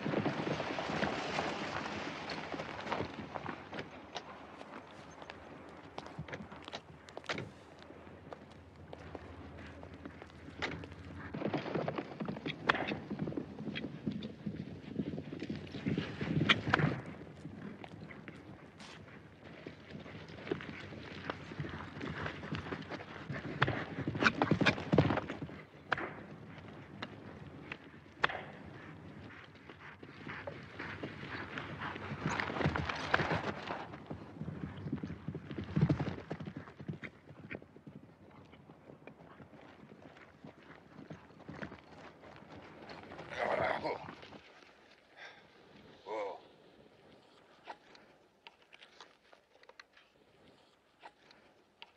Well, don't everybody talk at once. Well, things just got out of hand. We had no choice.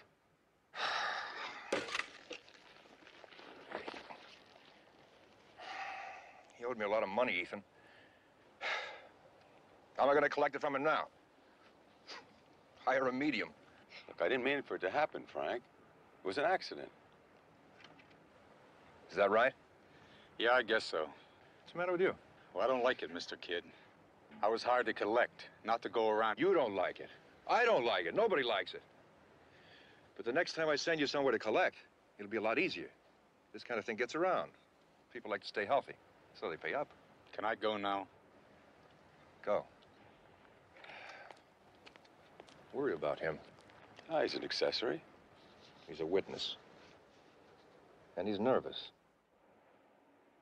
Yeah?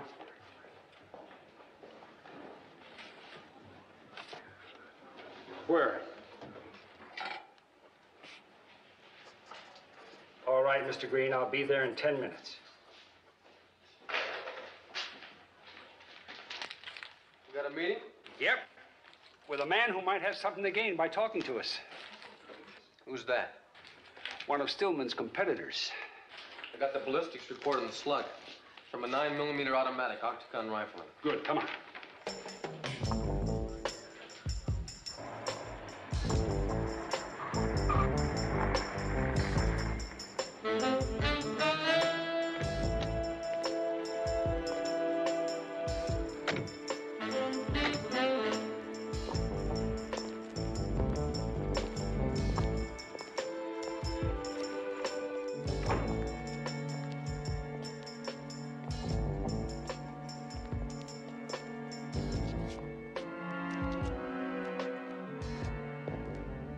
said 10 minutes. It's been 15. Tell your friend to take it easy. You said you had something on Stillman. His girlfriend. He worked her over the other day. He wasn't scratched to death, Mr. Green. He was shot to death by a professional. So she has enough money to buy him a funeral. You got a name? Julia Desmond. It's a name even I recognize. What about his book? Did he owe anybody? Everybody. If I find anyone in particular, I'll let you know. Thanks.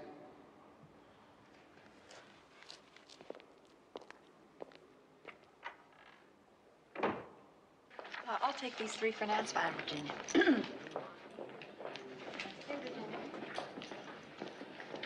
Mother? Oh, if you came to have lunch, I can't make it today, Dumpling. That's not why I'm here. Wouldn't hurt your figure to skip a few lunches anyway. I wanted to talk to you about Jerry Stillman. Now listen, that is none of your business. But Mother... It's my private life and none of your business, so stay out of it. I thought I was part of your private life, too. Oh, don't play word games with me, Dumpling. You know what I mean. Mother, please don't call me Dumpling. Well, that's what you remind me of, darling. All soft and shapeless like a dumpling. Look at that hair. Call Mr. Joseph today and see if he can't do something about it. Will you get off my back? You ride me like a broom. Mrs. Desmond, I'm Lieutenant Stone, and this is Inspector Robbins. Could we talk to you, please? Excuse me, this is my daughter, Melanie. Well, why don't we talk in my office? I know, Mother. It's personal business. I'll wait here.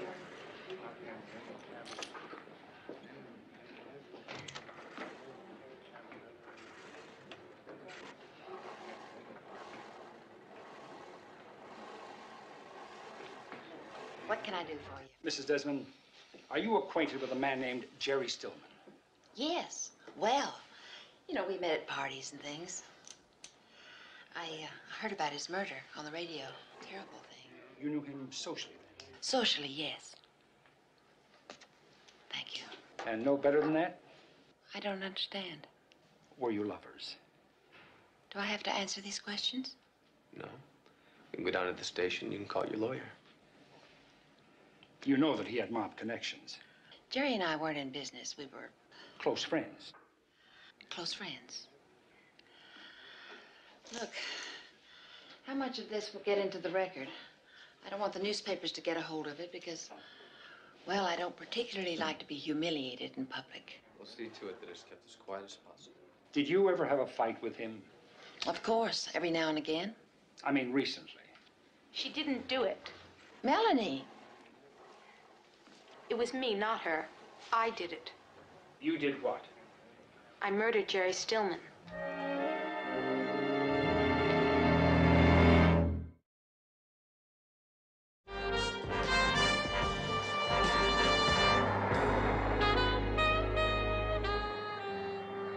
All right, Miss Desmond. Why don't you call me Mel? And why don't you start at the beginning and tell me everything that happened? Okay. I heard my mother scream, and I entered the office. Jerry was clutching her by her dress. The blue-green original, wasn't it, Mother? Melanie, will you stop this? I know what I'm doing, Mother. I waited by Jerry's car upstairs, and when he came up, I told him if he didn't stay away from my mother, I'd kill him. Lieutenant, I must object to this. It's all right, Mr. Foster. They can't do anything to me anyway. I'm a juvenile. Melanie, you don't know what you're saying. Do I have to remain silent because he tells me to? No. Then I wish you'd just stay out of this. Anyway, Jerry reached out to push me out of his way, and I kicked him. He grabbed me by the shoulders, and he started shaking me. I reached out to grab him, and he had a gun under his coat. I grabbed it, and it went off. How close were you to the gun when it went off? Right up against him. Did you see the kind it was? No, it was just a gun. Did you get a good look at it? Yeah, afterwards. Could you recognize it if you saw it again? Sure. And what did you do then? I put the body in the car, and I drove it down by that cliff. And, oh, I remember, then I walked home. You walked home? And what did you do with the gun? Threw it over the cliff. Come along with me. Lieutenant. Just routine. Come on.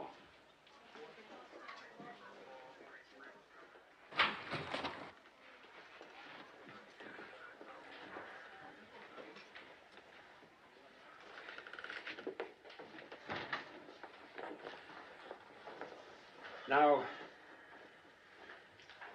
I want you to point out the one that most resembles the gun that you used, okay? No, really, Lieutenant. Okay. It's this one. What is it? 9mm automatic.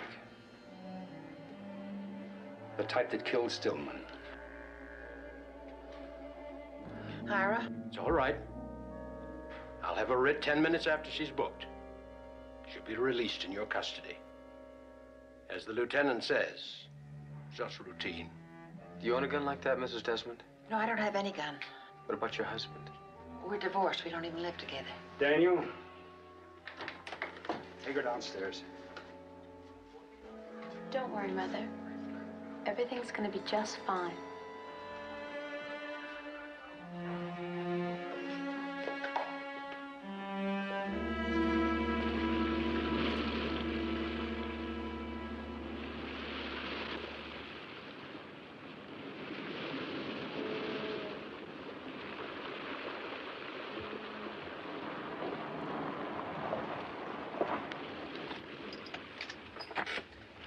Well, she's out, released to her mother.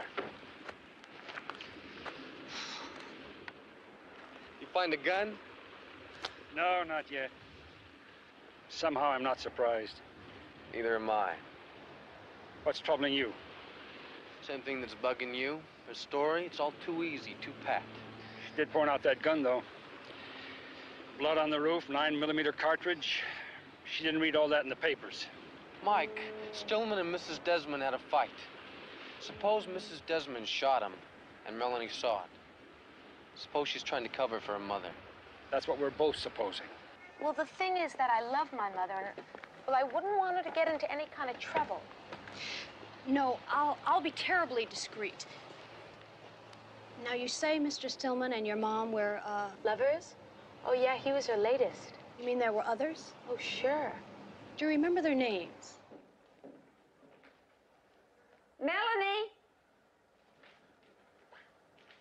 Melanie? I don't regret killing him at all. Melanie! Oh, Mother. Who are you? San Francisco Gazette, Mrs. Get off the property. Go ahead and go. Go on now. Stop it. Are you out of your mind? Ira told you not to talk to anybody. He's a lawyer, Mother. He's supposed to say that. What did you say to that woman? The truth. The whole truth and nothing but the truth. Oh, sometimes I think they must have gotten the babies mixed up at the hospital and given me the wrong one. How could any child of mine be so clumsy, inept, ungainly? Oh, I've got it, Mother. Discombobulated. You're not funny. And also, I'm not funny. Melanie, stop it! I'm sorry, baby. I didn't mean to be sharp with you. It's just that... I know. Oh, my gloves. Have you seen my gloves? No. Oh, well. Well, I'll be back in about an hour. You be a good girl and don't talk to strangers.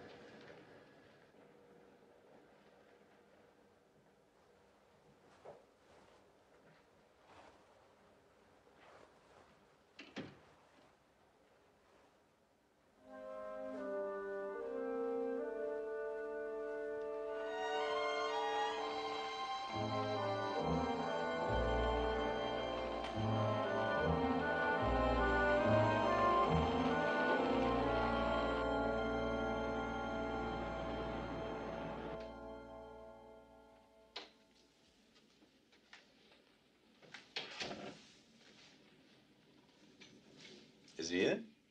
He's expecting me. Thank you.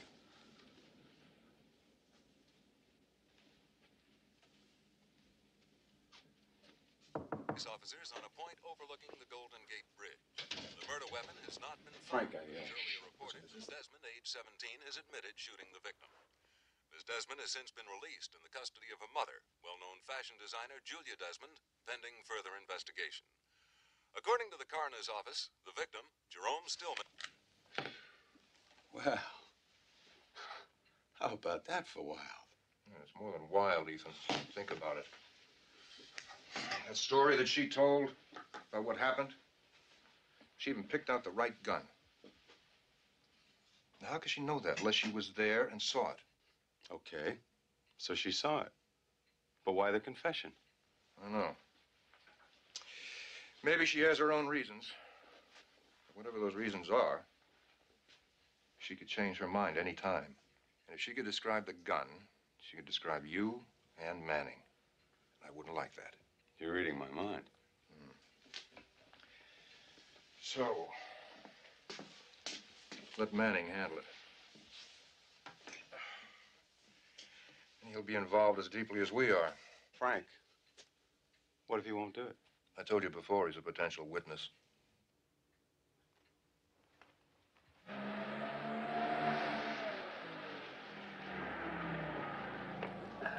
You're late.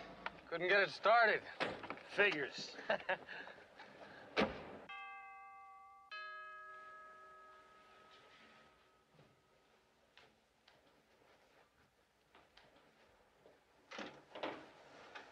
Oh, hi. My mother's not here. It doesn't matter. We wanted to see you. Why? Would you mind coming downstairs for a minute? No.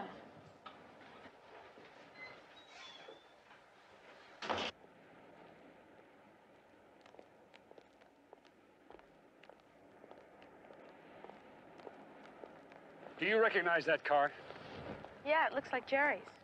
We want to go over the incident step by step. Would you like to call your lawyer? Why, he wasn't there when it happened. Just for your own protection. That's okay, I trust you. And would you mind showing us exactly what happened? Yeah.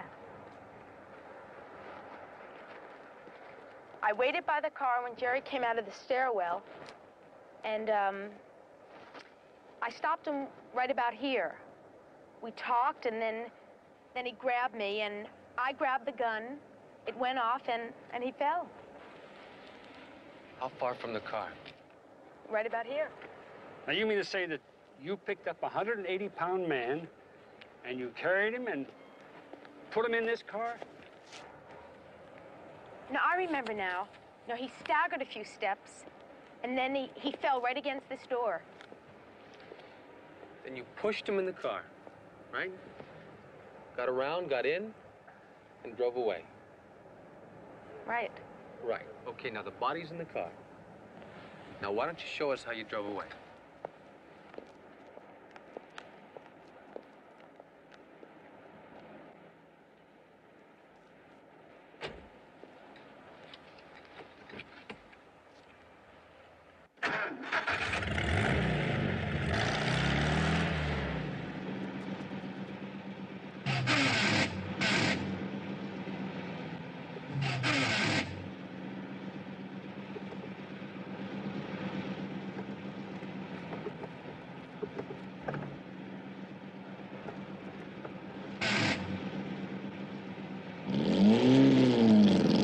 Just back it out.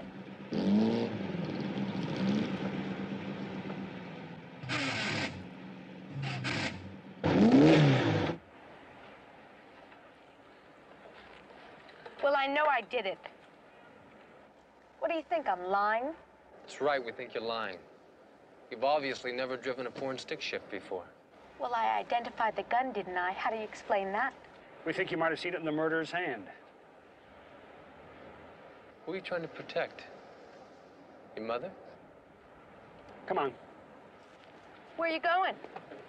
Inside to look for the gun. Well, you can't go in without a warrant.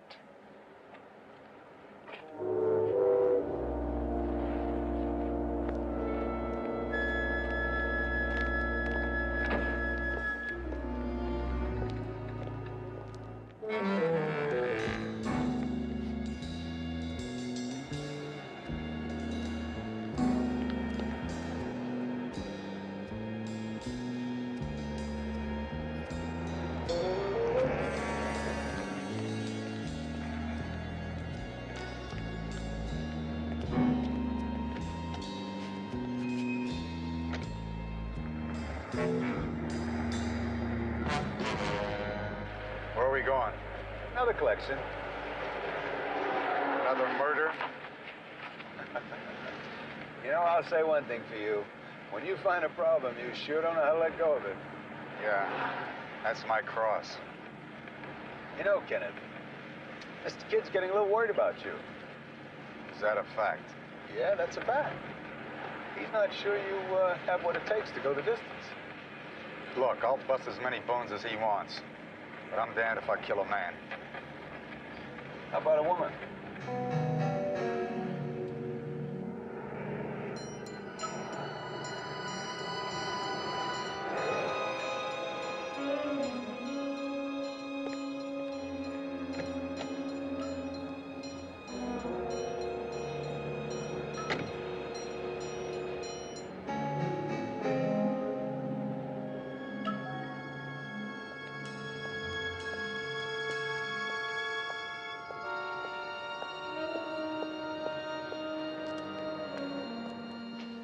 No gun anywhere. Maybe I've got something. Well, what in the world? What is going on here? They had a warrant, Mother. I couldn't stop them. I want an explanation of this. I want it right now. Are these your gloves? How would I know? They might be. They look like mine. What happened to them? Apparently someone tried to destroy it. Well, why? I don't understand. We were hoping you'd be able to tell us. Do you seriously expect me to explain something that doesn't make any sense at all? Those are perfectly new gloves. Why would anybody on Earth possibly want to destroy them? I could think of a couple of reasons, if I put my mind to it. Like what? Like bloodstains, like powder burns. Maybe you'd better call your attorney, Mrs. Desmond.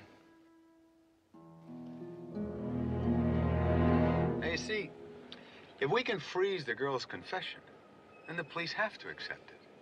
And all we have to do is make it look like an accident or suicide. I don't like it. Look, we all have to do things we don't like. Not me. Not murder. Ah, come on, Kenneth. No! I don't want to even talk about it. You want somebody dead? Then you do it. I don't even want to hear it. Okay. Okay, look, if that's the way you feel about it, listen, I understand.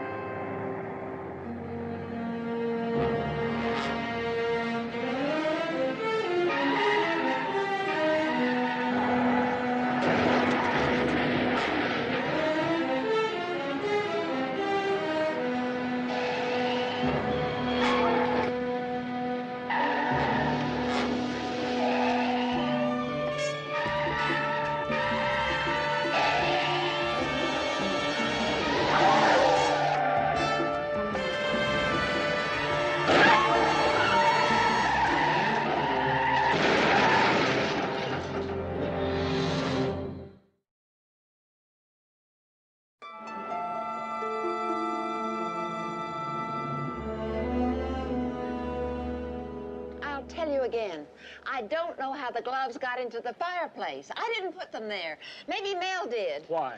I don't know. What were you and Jerry Stillman arguing about the day he was killed? Don't answer that, Julia. I'm going to answer it. What good is not answering done?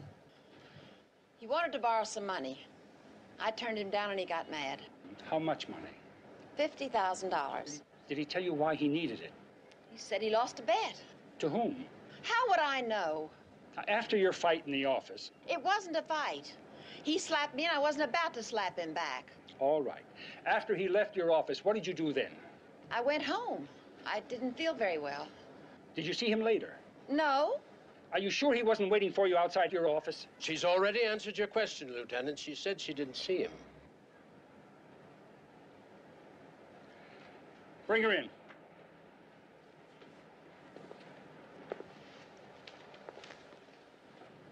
Miss Desmond, where did you go after you left your mother's office?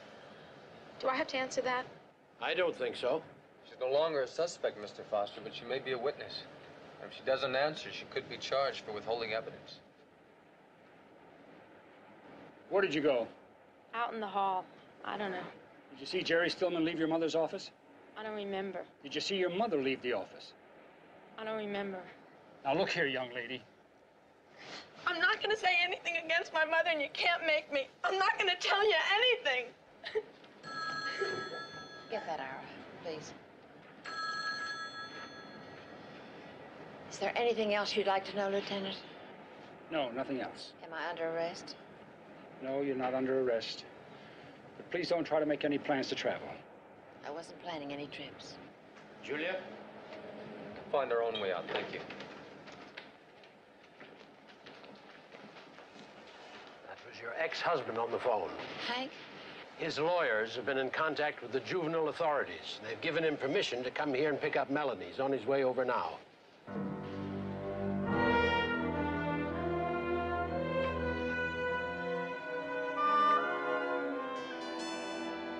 You know, Daniel, we might be missing a bet. We're so busy trying to prove that she's lying that we might have forgotten that she could be telling us the truth, at least about part of it. She still could have seen someone kill Stillman on that rooftop. Yeah, which leads us right back to his gambling friends. Take the car back to the garage. I'll take these gloves into the lab, have them analyzed.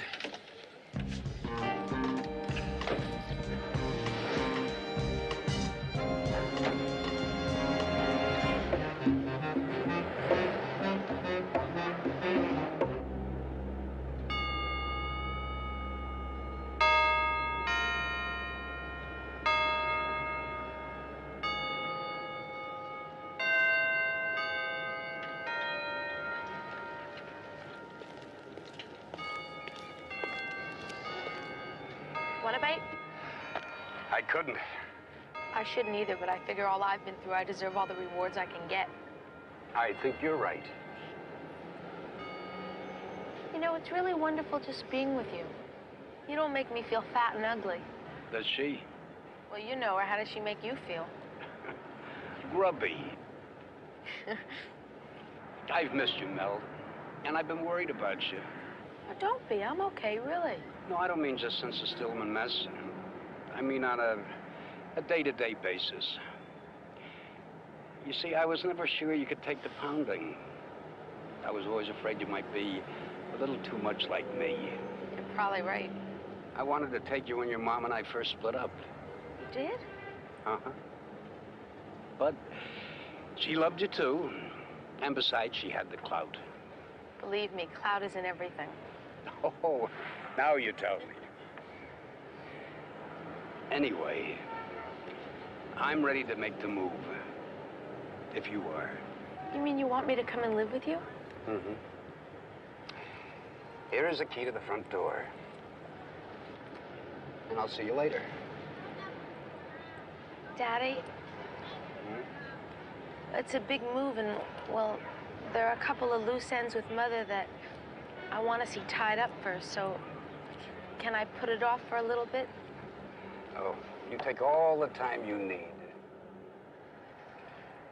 No, you keep them, just in case. When you're finished, we'll take a little walk. Oh, I'm finished. Are you?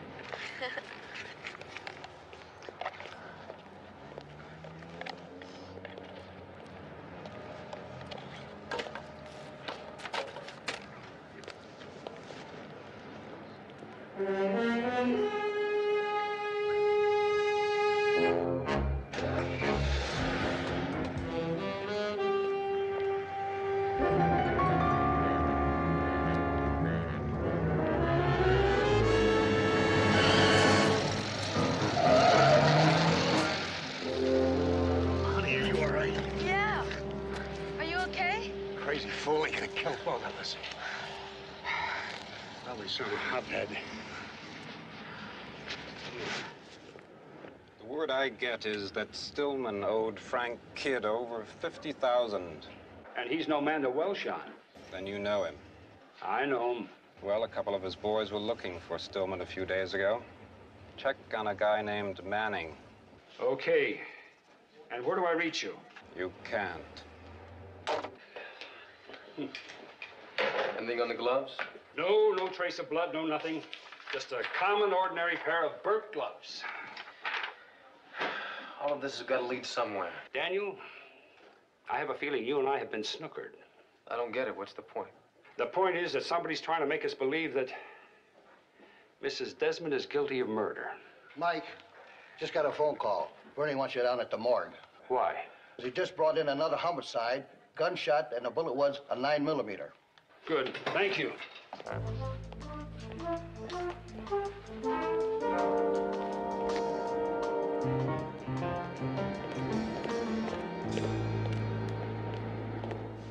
Did Green say Manning worked for Kidd? No, there's got to be a connection. The gun that killed Manning is the same gun that killed Stillman. No witnesses in either case. Yeah, like an instant replay. Quite a coincidence. Two guys involved in underworld gambling killed in the past 48 hours. Sounds like a gang war going on. Yeah, maybe we'd better ask Kidd.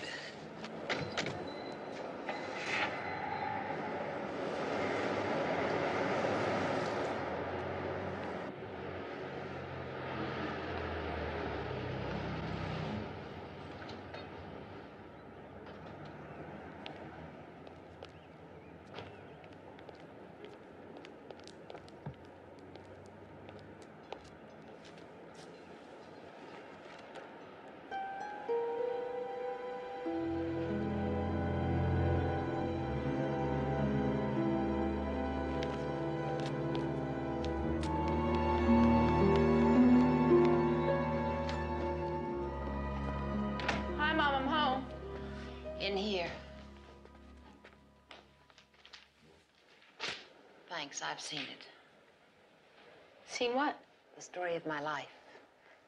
My very private life. Makes interesting reading, doesn't it, Mother? It's ugly and vicious and humiliating. Well, you'd know more about it than I would. It's your private life. Melanie. Well, I must admit the reporter did take a certain amount of literary license. What on earth possessed you to tell her all those things? Warts and wens and bad complexion. I'm just naturally ugly, Mother. And you've pointed that out to me on every opportunity, Mother. You've always told me it was for my own good. A person should be made aware of their faults and flaws and shortcomings. But we're all ugly, Mother, in one way or another. In your case, it just doesn't show. It's way down deep underneath all those clothes and cosmetics and nail polish. Jerry Stillman was a wart. Steve Bianco a pimple, and Dave what's-his-name bad complexion.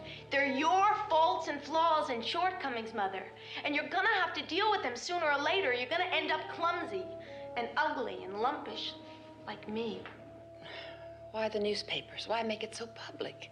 You've always corrected me in public. In front of customers and friends and strangers. You really are very insensitive, Mother.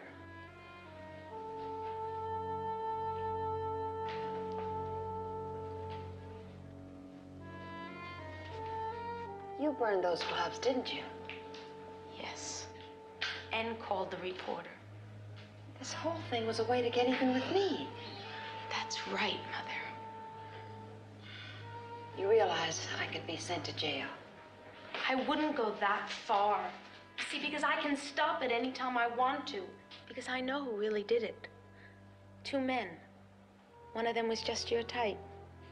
35, dark hair, hard eyes, had a scar down his left cheek. Oh, you would have loved him. He was just your type.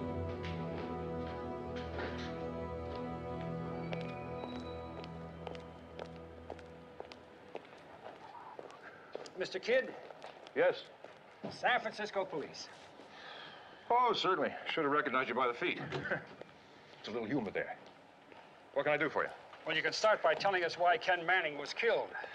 Manning killed? Oh, I'm sorry to hear about that. Ken worked for me, you know.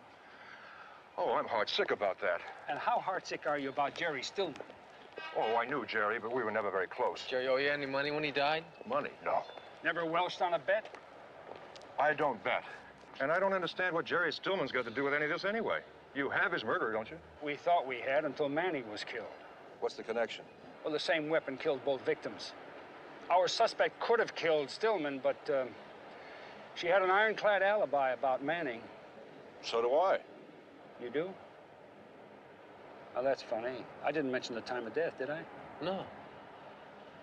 I didn't mention the time of death to you. Doesn't matter. I've been in my office all day. I didn't even leave for lunch. You can ask my secretary. You can count on him, Mr. Kidd.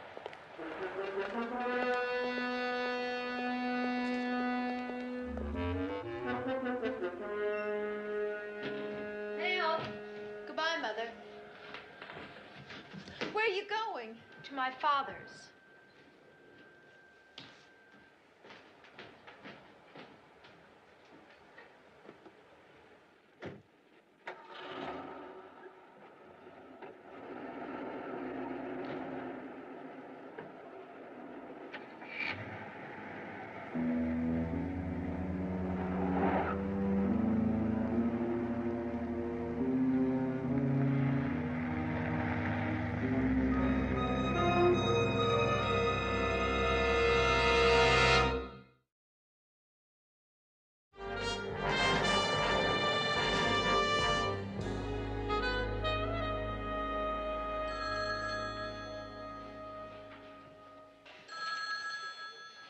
Just the thing for you. That was nice red clover tea. No, thanks, not for me.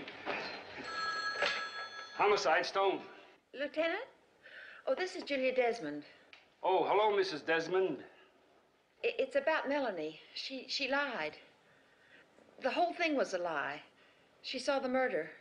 She was a witness. Yeah, we know. Then why didn't you do something? Well, we thought she was lying to protect you. It wasn't me. It was two men. One was about 35, dark, with a scar down his left cheek. And what about the other man? She didn't say. Well, could I talk to her, please? She's gone. She isn't here anymore. Where did she go? Her father's. Could I have his address? 2310 Division Street. 2310 Division Street. Thank you very much. Thank you, Lieutenant. I loaded records. They're running description to this computer right now. All right, we'll pick it up on the way to the car. Come on.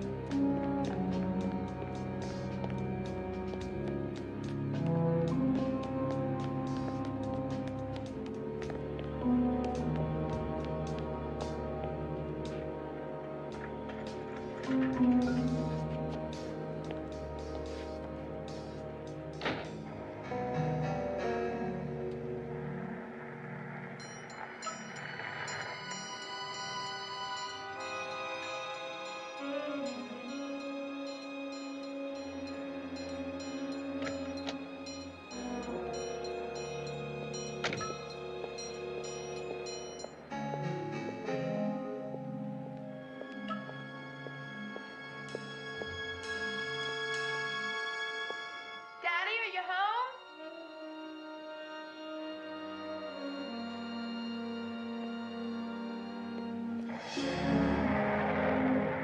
John Woodall, 37, slight scar on the left cheek.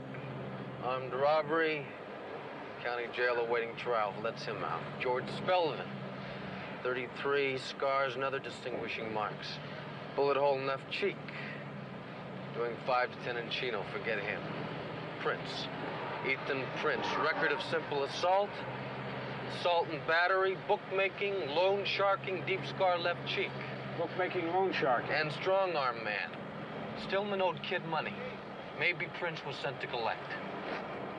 Pretty good for a guess.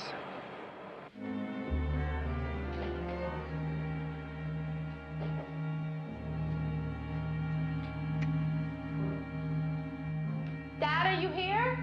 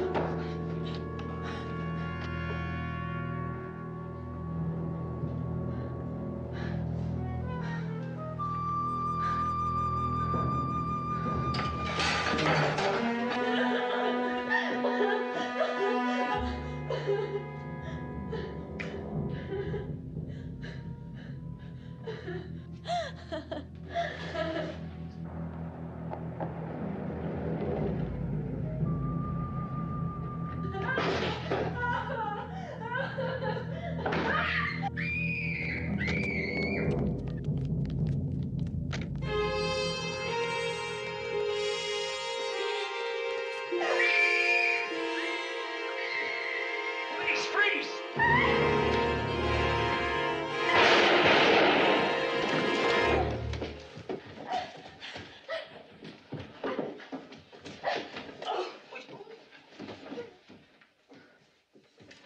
I got you. Just take it easy. It's okay. It's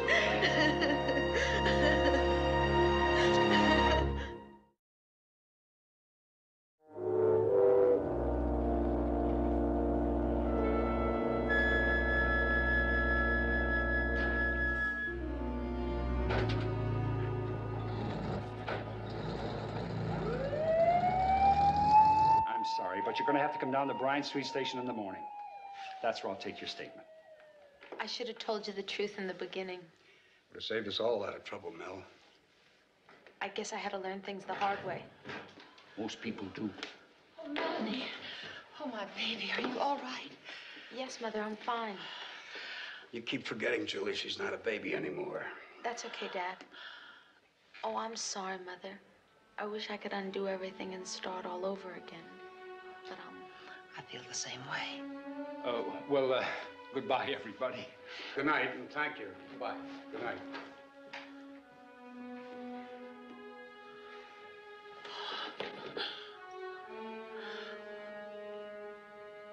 Why is it everybody has to learn the hard way? Oh, I guess most children are naturally hard-headed. I wasn't talking about children. I was talking about parents. Well, did it ever occur to you that parents might know what is best for children? Look, all I'm saying is being young doesn't always make you wrong. And being older doesn't always make you right. You know, you're right. Even though you are young. Yeah, come on. I want to talk to Kid.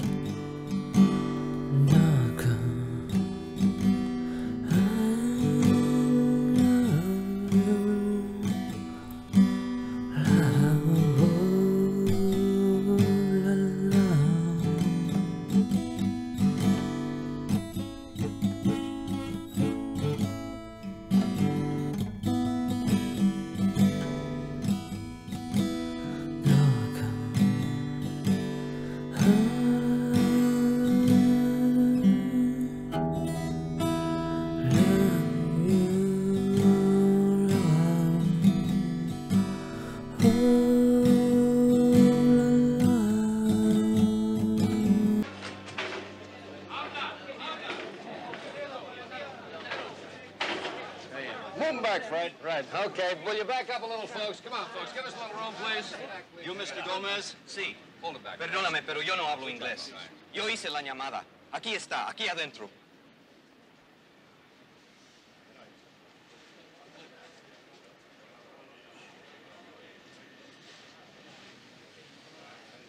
¿Sabe usted quién es? Sí, se llama José Sale.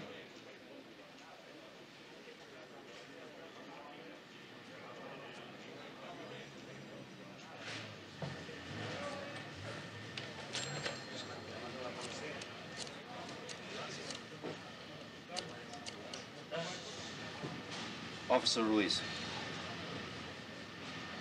Get me homicide. I just keep thinking all these terrible things.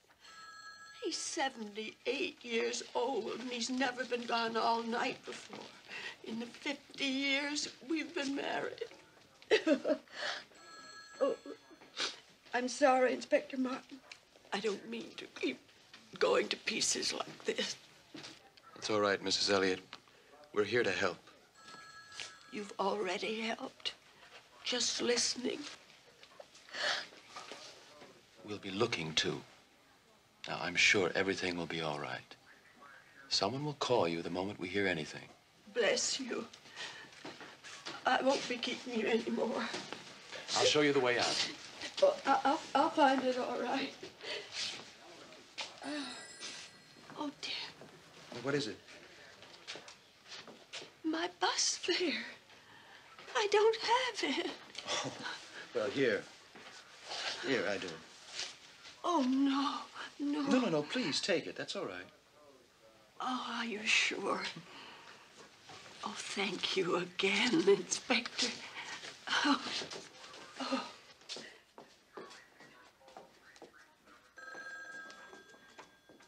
Morning, Lieutenant. What did you give her? Just bus fare. A fin? Well, her husband's been missing all night. He's 78. 78 years old and never been gone all night before. Not in the 50 years that they've been married. Welcome to the club, kid. You mean that whole number was a put on? The bus she's gonna get on that $5 is gonna keep her in the tank for the rest of the week. Where's Keller? Well, I tried reaching him at home like you asked, but... I know, he's got his own night shift going. You grab a coat. Me? Yeah, you. Aren't you the guy that was squawking? You've been here for 5 days and haven't seen any action? Well, now you've got it. What happened? Shooting down in the produce market. It's in the Mission District, isn't it? On the edge of it, yeah. Look, if this is going to run into much time, maybe you better take somebody else. I've got a stack of reports here that I promised to see when I get out today. Reports can wait. The body can't. Now move it.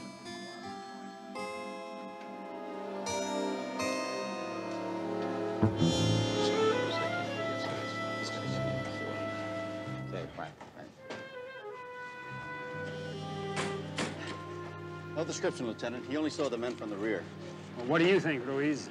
Well, he's a stubborn guy, but I think he's telling the truth.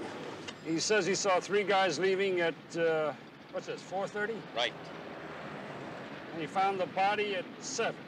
Well, most of the farm trucks have left by then.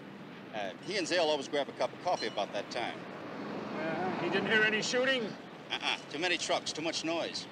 But he remembers seeing 3 guys filing into a small, light-colored car. What did they get? Well, he says a bundle. Well, what's a bundle? Well, every Thursday afternoon, Zale gets a big shipment of artichokes from Castroville. He pays the growers off in cash, maybe a couple of grand. Every Thursday. Anybody else know about that? Senor Gomez, ¿quién más sabía del dinero? Pues te digo la verdad, no estoy seguro. A lo mejor un señor mexicano que le ayudaba. You had a helper, Mexican. ¿Cómo se llama? Rafael Díaz. Se renunció hace un par de meses. That's it. Mexican quit a couple of months ago.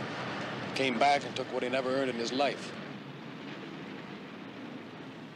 Ask him if he thinks one of those 3 guys could have been this, Rafael Díaz. Señor, pudiera ser Rafael Díaz, uno de los 3 hombres que usted vio. ¿Uno de los 3?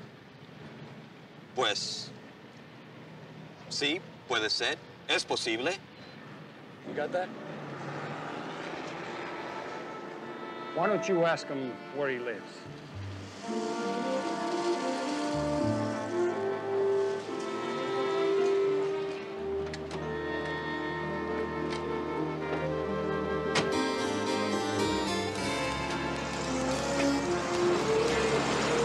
Hey, what did you pick up the Spanish? What? Spanish, you handle it pretty good. Oh, yeah, well, I had a couple of years in high school. I don't remember seeing that on your 201 when it came across my desk. I don't know that much. It's more than I know. Sí, gracias, and mucho gracias. That's about my extent.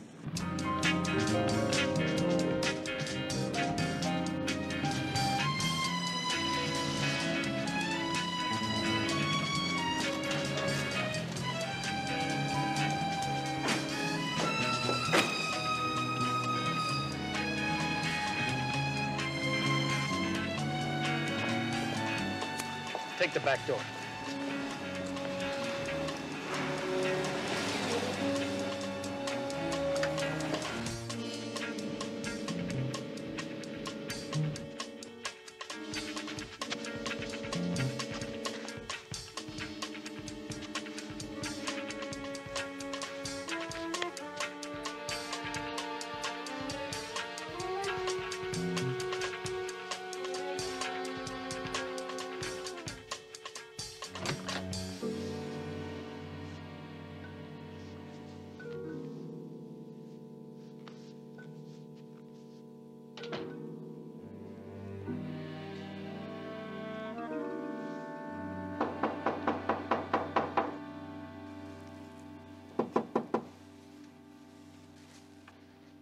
Who is it?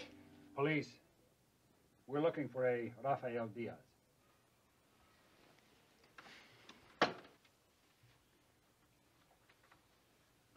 Is it all right if I come in? He's not here. Well, I can get a warrant if that's what you want.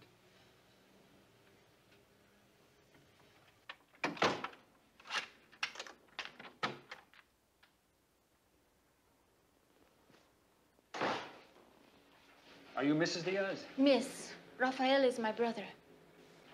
Well, you two live here alone? We live with my father. He's gone to work. I've told you, my brother is not here. Now,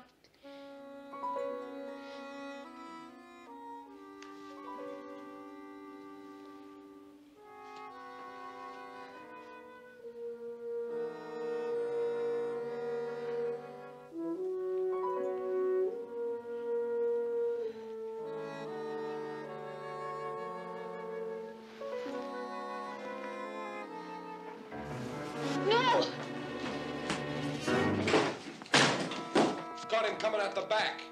Get in there. I could not stop him, Rafi. Move it. Well, he's been there before.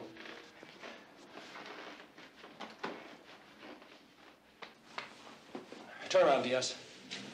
What's with this Diaz, man? My name is Pancho Villa. Jim, take it easy, Jim. Yeah, take it easy, Jim. I ain't seen no ID, man. Farah. Well, you know, I'm Diaz, but... Where you been today? Nowhere. He was here all morning. I'm asking him. That's the answer, man. All morning I've been here. Watch your mouth, punk. Siquiera tengo boca. Te diré lo que parece la tuya, anglo puerco. Let's go. Jim! No, Rafi!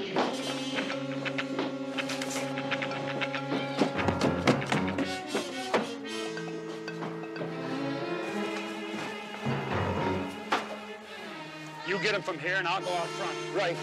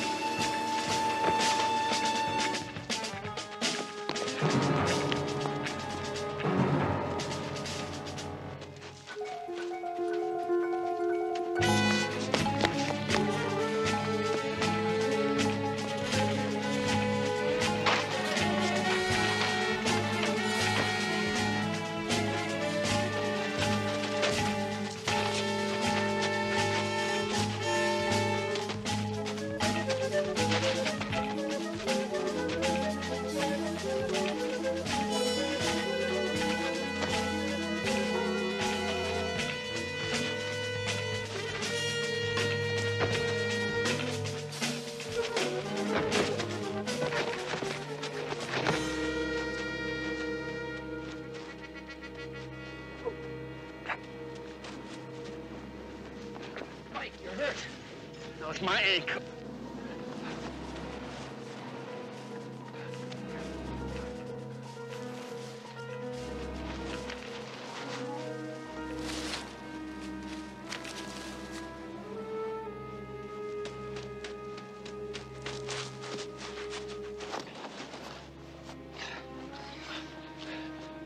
Don't worry. We'll get him. We had him.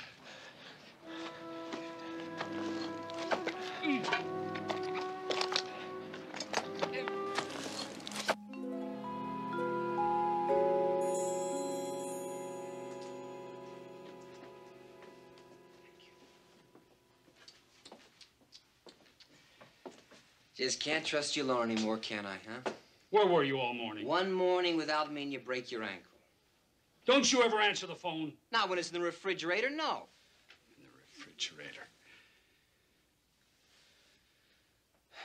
How bad is it? Bad enough. All right, give me the bad news. Who do I report to? What's the matter? You figure you still need a babysitter? You really want me to handle it, Mike? No. No, what I really want is for the killer to get away. I just meant thank you. Can I take Martin on with me? I don't know. Oh, he's kind of green. You mean I wasn't when you first broke me in? I had 24 years when I took you on. You had 2. That's 2 with you. You always said that was worth 10 with anybody else. Trapped by the truth. Give me the sticks. Take it easy, easy. Come on. Open the door. Wider, wider.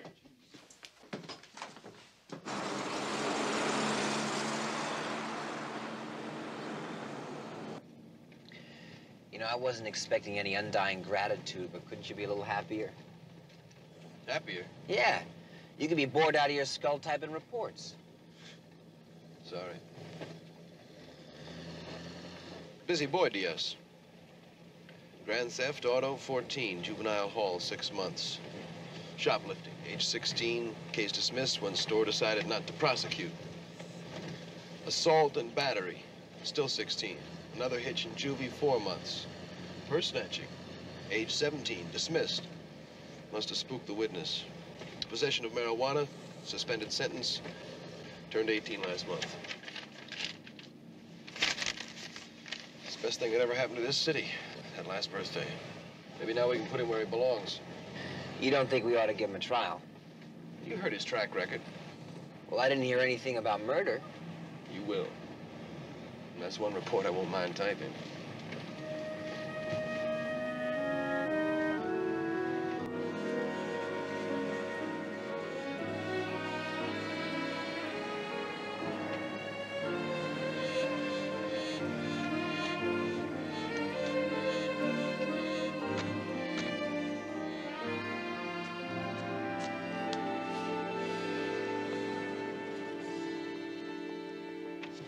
Buenos días, amigos. Hello. I'm glad you came by. What can I pour you? Well, so how about a buttermilk? Sure, I'll try just about anything once. 2? No. Thank you. Rafael Diaz, where do we find him? Diaz. Hey, you got it. D-I-A-Z. Somebody say I know him? Well, he used to work across the street, Mr. Loza, for Joseph Zale. And we heard that some of the guys at the market used to come over here after their shift. Posible. No posible, Loza. Definitamente. Todos los días aquí. Now, where do we find him? Excuse me, I have some other business. Diaz killed a man this morning. If you're gonna cover for him, we'll have your license lifted so fast. Jim.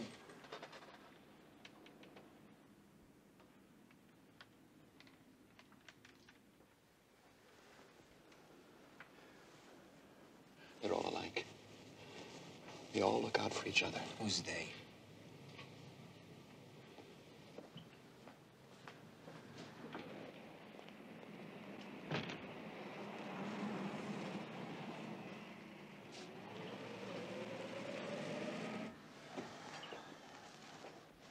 Buttermilk's on the house. Thank you.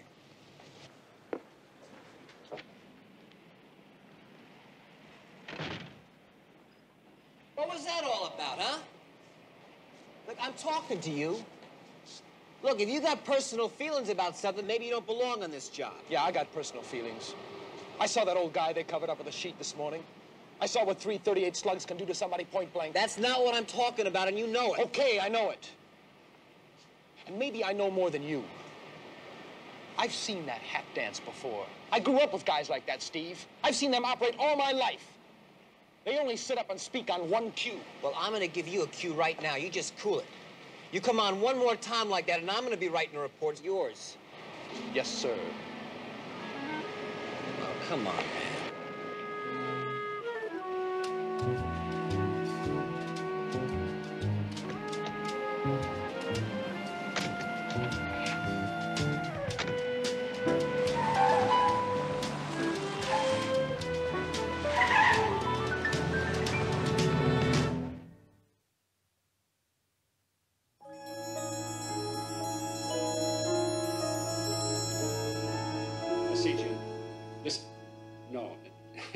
Listen, fella, never mind about the ankle.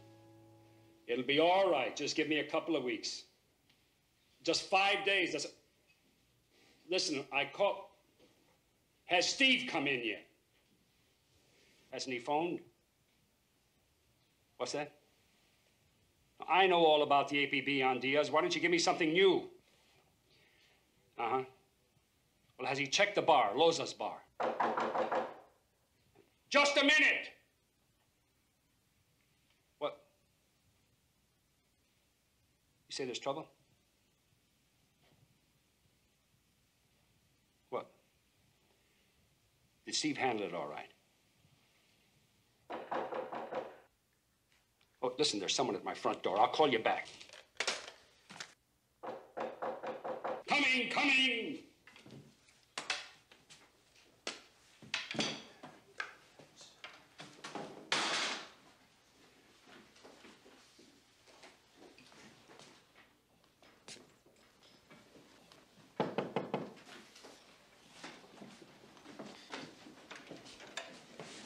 Hi. Hi. Hey, I got something for you. Thanks.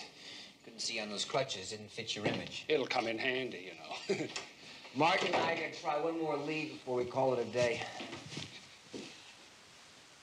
Yeah, you want me to turn that off? Oh, yeah, yeah. Something we scrounged up out of Diaz's probation report. A pool hall. Well, you didn't have to come around at all if you didn't feel like it. Well, you know? I just figured you'd be calling every 5 minutes, wanting to know where we are, what we're doing. Are you kidding? What would I call in for? It's your case. I'm relaxing, taking it easy, reading, watching TV. How's it going? It's not. I got nothing, Mike. Diaz has been reported as far south as Candlestick Park and as far north as Sausalito. I think he's still in the Mission District. I agree. Anyone ask you to take you in the bar? The bar? Yeah, you know the one across from the produce market. Yeah, I know What's the bar. name? Loza's. Loza's, that's right. Yeah, we checked it out. And? Well, you know how people are, Mike. Sometimes they're not that anxious to help. You got to kind of ease the information out of them. Well? Martin got impatient. And he came on too hard. The guy clammed up. Means another trip back there. Martin's okay. I think he'll be a good cop. He's, just like you said, he's a little bit green. It's your case. Yeah. Okay. Oh, by the way, did Hasidian tell you that I ordered a 24-hour surveillance on the docks? Yeah, smart thinking. I knew it. You've been checking it every 5 minutes, haven't you? So I called in. I was curious. Sure you were. Don't make a big deal about it. That's still your baby. Sure it is. You're still the babysitter. I'll see you later, Mike.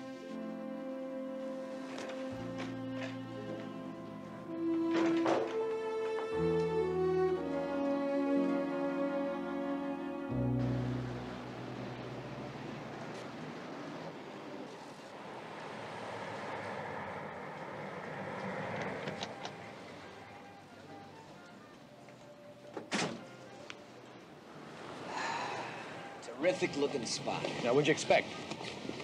Look, will you just play it cool this time? Or what? Or you're gonna get your head handed to you by Mike Stone. Oh, did he write the book? You better believe it.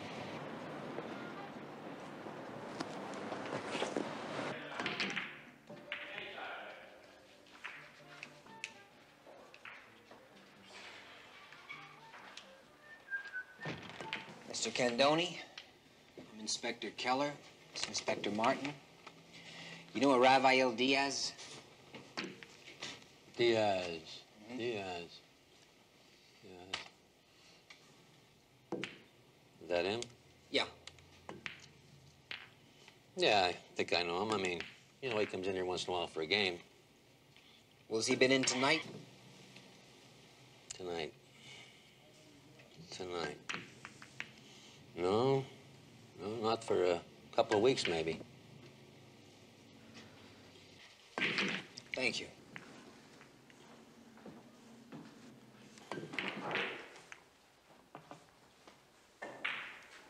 You. We're looking for Rafael Diaz. You know him? Hey, I'm talking to you. Sabe inglés, hombre. Well, maybe you better learn. When was the last time you saw Diaz? El papel está malo. Ah, pues, ángulos puerco, ¿no? Hands against the wall, feet apart. Everybody else just relax. Relax. We run him in? Come on, man, I ain't done nothing. Well, come on, mister, tell him. You come here looking for somebody named Diaz. That ain't my fault I don't know him. We can hold him long enough to run a make. Who knows, 48 hours in the slammer might bring back his memory. Hey, wait a minute. Just wait a minute, okay? Maybe I do know him, but so does Candoli. He was letting him stay here. It ain't my fault. Wait a minute. I remember now. He was here when I came in. He asked me for money. I told him no way. When was that? Just before you got here. He took off then. But I didn't help him, man. I didn't help him at all. Come on, what about me, huh? I didn't do nothing. Throw you in the backseat with Candoli, side by side, muchachos.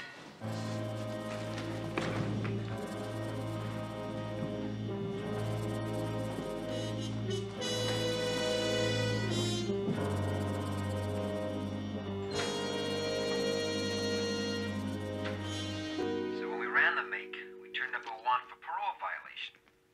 And Jim and I spent the next 2 hours trying to tie him in with Diaz. Did you say Martin roughed him? Well, he didn't rough him, but he sort of handled him anyway. You see, Campos made some kind of crack in Spanish, and... Like Diaz in the apartment. Yeah. Steve, listen. Did Martin lean on anybody whose name wasn't like Diaz, Campos, Loza? No. Sure. Yeah. Sorry I woke you up. You woke me up? I'll call you tomorrow. Good night. Good night, Mike.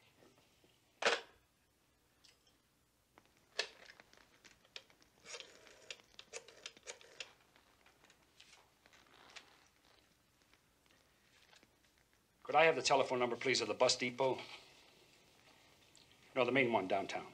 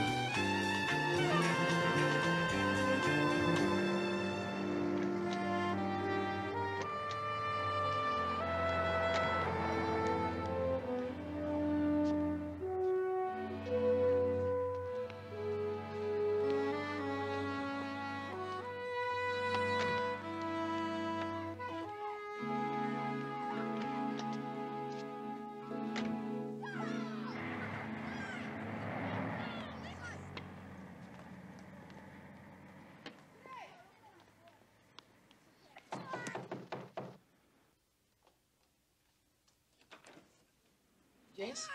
Mrs. Martin? Martinez. Lieutenant Stone, San Francisco Police. Could I talk to you for a minute, please? What about? Your son. Please come in.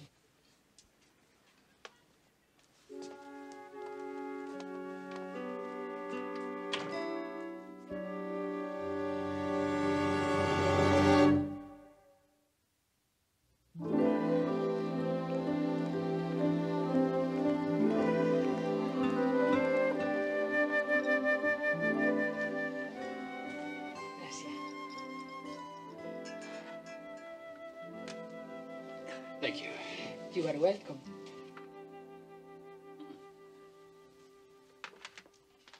Do you mind if I unbutton my sweater? No, a little warmer here than in your San Francisco, huh? Yes, but it's just what the doctor ordered. So, my son is truly no in trouble. No, but Mrs. Martinez. Do you know what your son gave the police personnel officer about his family background? Father, Henry Martin, deceased. Mother, Mary F. Martin. I was wondering, is it Mary or Maria? María. María Pomposa Fuentes Martínez. And your husband, Henry? Enrique. Don't you think the information was designed to, well, to disguise the fact that your son is a Mexican-American? That is what he wanted. Why? You would not understand. Try me. It's no one thing.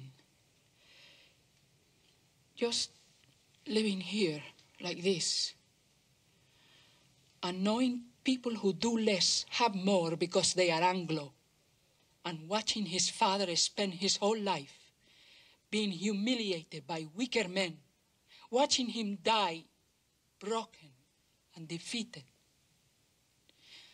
and losing all respect for him because of it.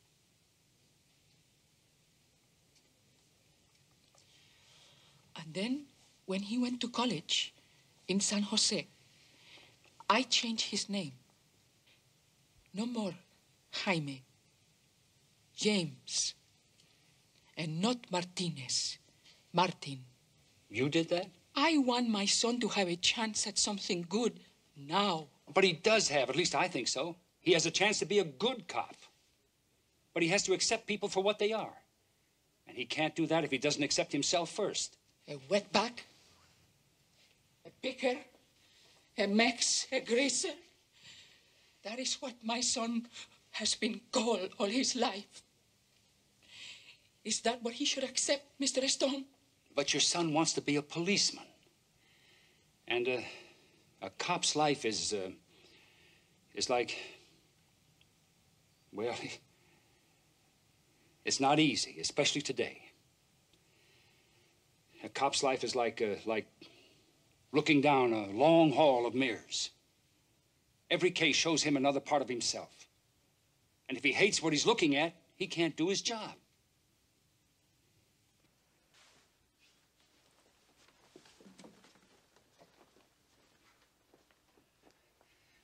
You know, I think that your son and I are very much alike right now. We both have our handicaps, our burdens. Yes, but yours will come off, Mr. Stone. It is only plaster. But if you are right, and if what I do is wrong, my son could be crippled forever. Can you help him?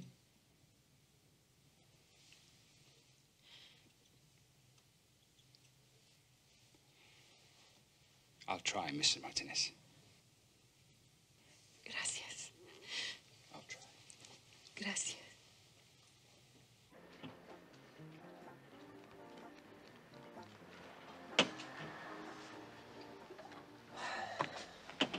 Thought I'd try a little replay on that buttermilk.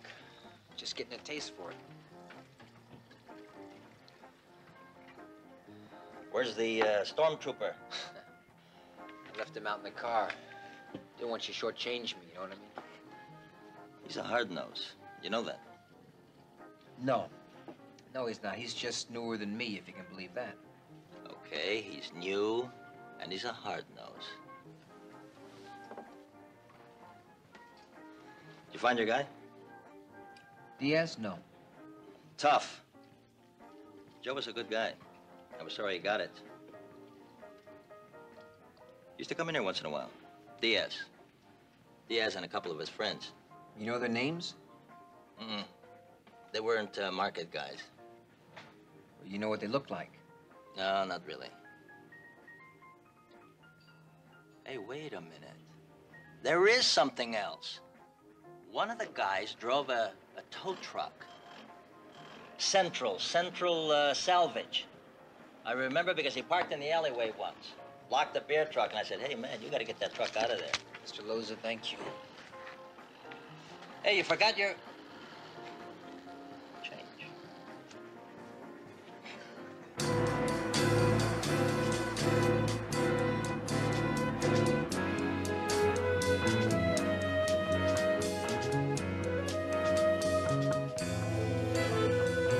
You haven't seen him recently, huh? No. Well, not for a couple of weeks, anyway. But we heard about the old man that Diaz worked for. Is that why you're looking for Diaz? You any of his friends? No way. How about you? Oh, man, I hardly knew the kid. He's one of Clark's buddies, not mine. He's not a buddy, man. He's just a guy I met towing jobs around the market. Beautiful car you got here. It ain't his, it's ours, man. We both kicked in. It's nice. Yeah, well, thank you. Thanks a lot. We'll see you guys. Sure, have a nice day. Later, babe. 0. You got 0, pal. I don't know about that. DS plus 2 equals 3. Did you get a make on that license plate? Plates? Didn't have any plates. Right. Just a dealer's name.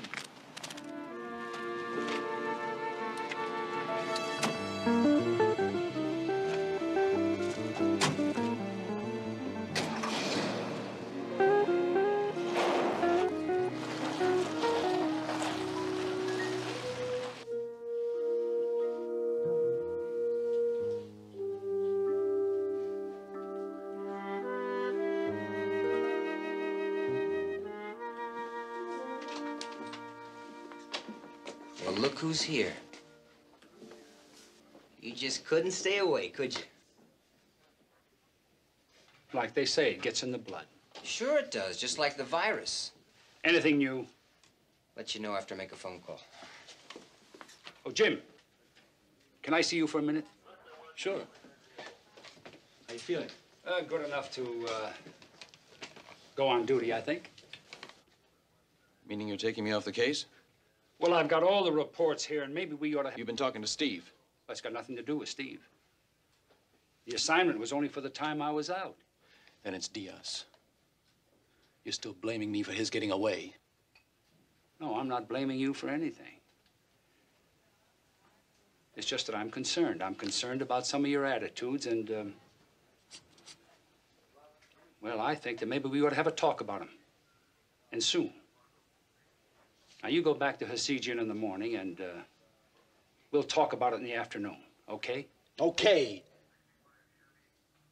Lieutenant.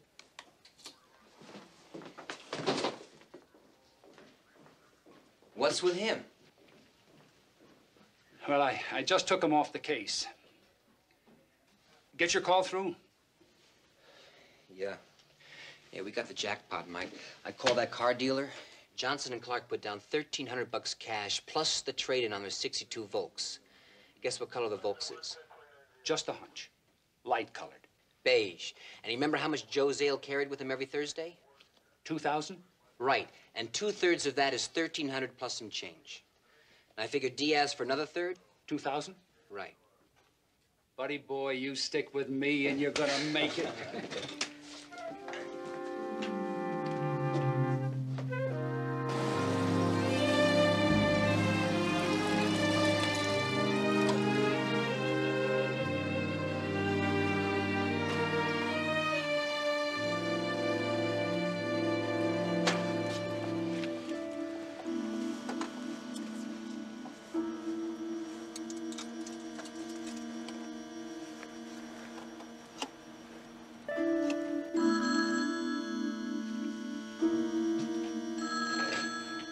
Yes? Is Rafael there? Who is this? Campos. Guillermo Campos. I do not know any Campos. Rafael does. He asked me for some bread last night at the pool hall. Is he there? No. Well, he said it was really important, you know. That's why I called.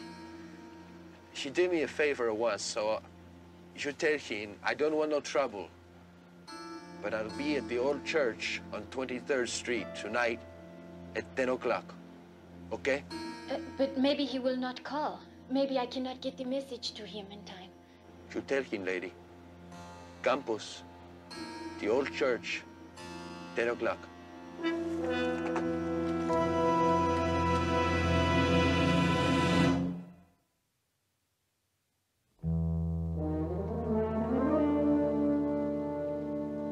How many times I gotta tell you I save that money? You're a part-time driver, Johnson. You make $68.50 a week, and you never had a savings account in your life. All right, then, dude. I won it in a card game. Why don't you go ahead and tell him, Clark? Tell the man, would you? Yeah, right, man. Yeah, I remember. Is that right? Where'd you get the other $650 from, huh? $650, man. I don't have no 600. That's right. Joe Zale carried $2,000 for his drivers that night. Two of you got the information from Diaz, and you figured it was an easy setup. Now, isn't that right? Oh, come on. No, man, you're crazy. Who was driving the VW that night? You or Clark? I don't know what you're talking about. I don't have a VW. Not now, you don't. It helped pay for this car, along with most of that $2 grand. How much Diaz get, huh?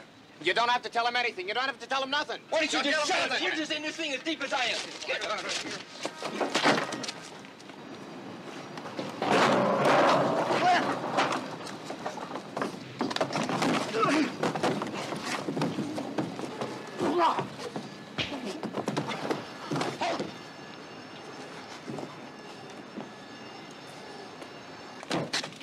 Get your feet apart. Hands too. Come on. All right.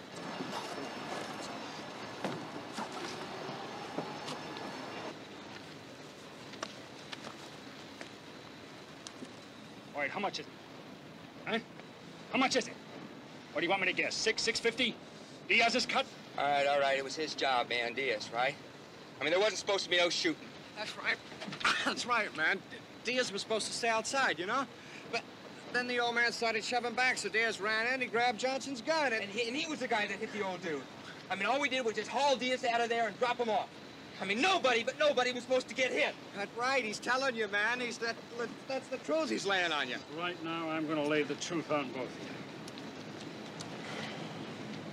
Mike, Read it to them. you have the right to remain silent. Anything you say can will be held against you. In a court of law, you have the right to talk to a lawyer and have him present while you are being questioned. If you cannot afford to hire a lawyer, one will be appointed to represent you before any questioning if you wish one.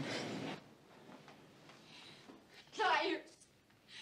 They are trying to blame Rafi for what they did.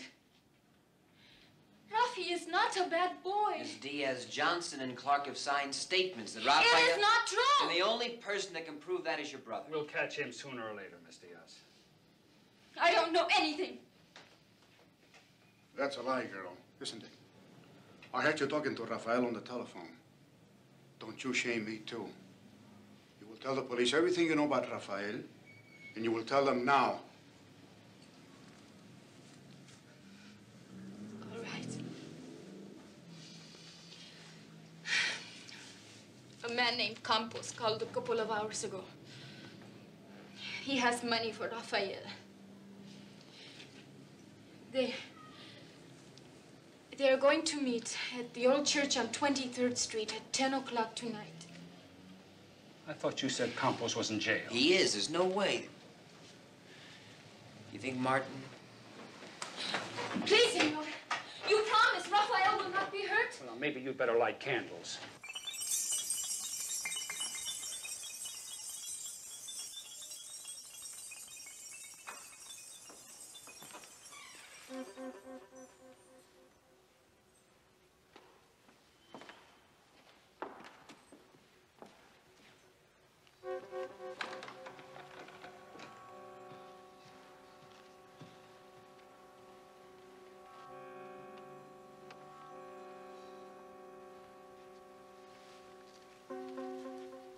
Diaz?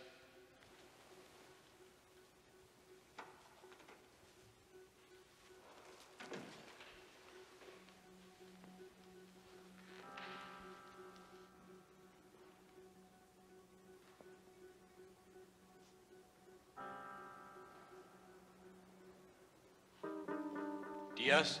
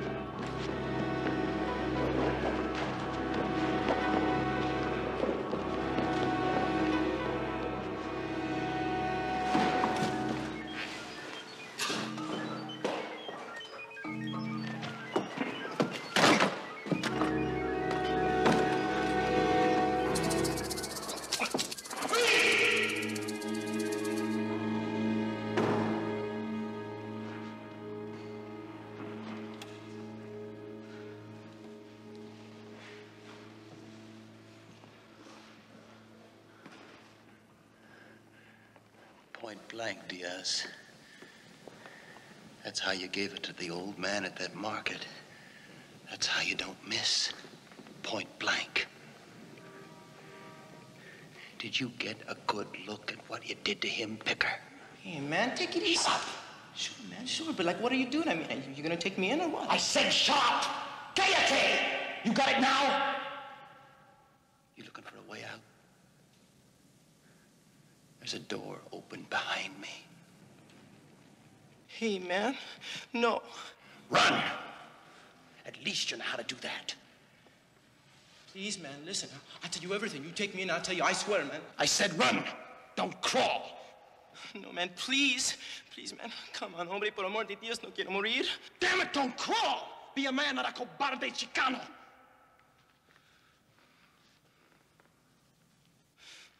Oh, you're the man, huh? All right, man. Shoot me. Come on, I'm asking you for a stinking trial. You say you're the stinking judge. All right! Be the executioner, man. Shoot me! Jim? You're dirt. You're nothing but dirt. Put it away, Jim. He's guilty! We'll find that out. I know he was born guilty. Of what, Jaime? Being the same as you?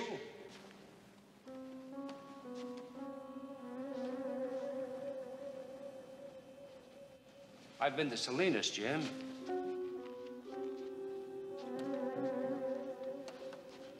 I met a wonderful woman there. She asked me to help her undo what she's afraid she did to her son.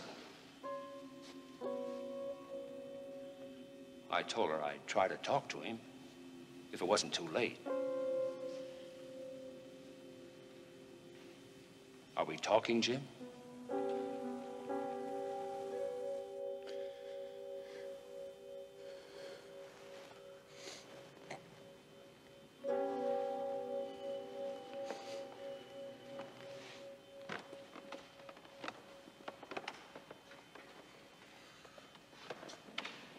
Oh, I've already got one.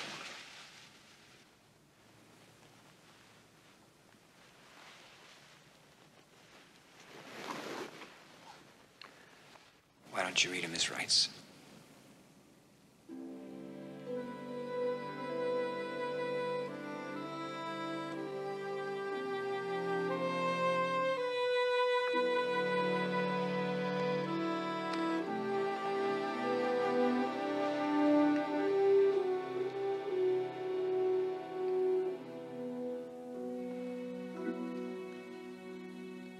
You have the right to remain silent. Anything you say can and will be used against you in a court of law. You have the right to talk to a lawyer and have him present with you while you are being questioned. If you cannot afford a lawyer, one will be appointed to represent you before any questioning, if you wish one.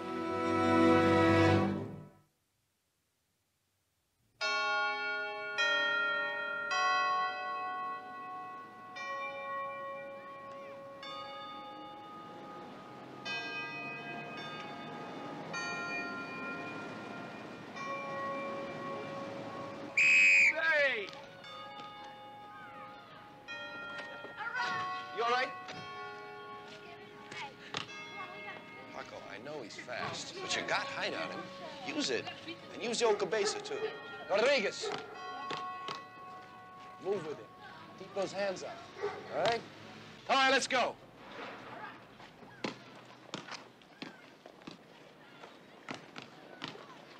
Hey! How you doing? We're out here for a little scouting. Looking for a Chicano All-American? I think we found him. When is he coming back? When he gets his head together. Hey! Hold this, will you? Hey, come on. Give me. Right here, come on. Come down. Who wants to go down? Come on. Come on. Where are you? Where are you? Come over here. Get over there. Oh, yeah. That's a big man.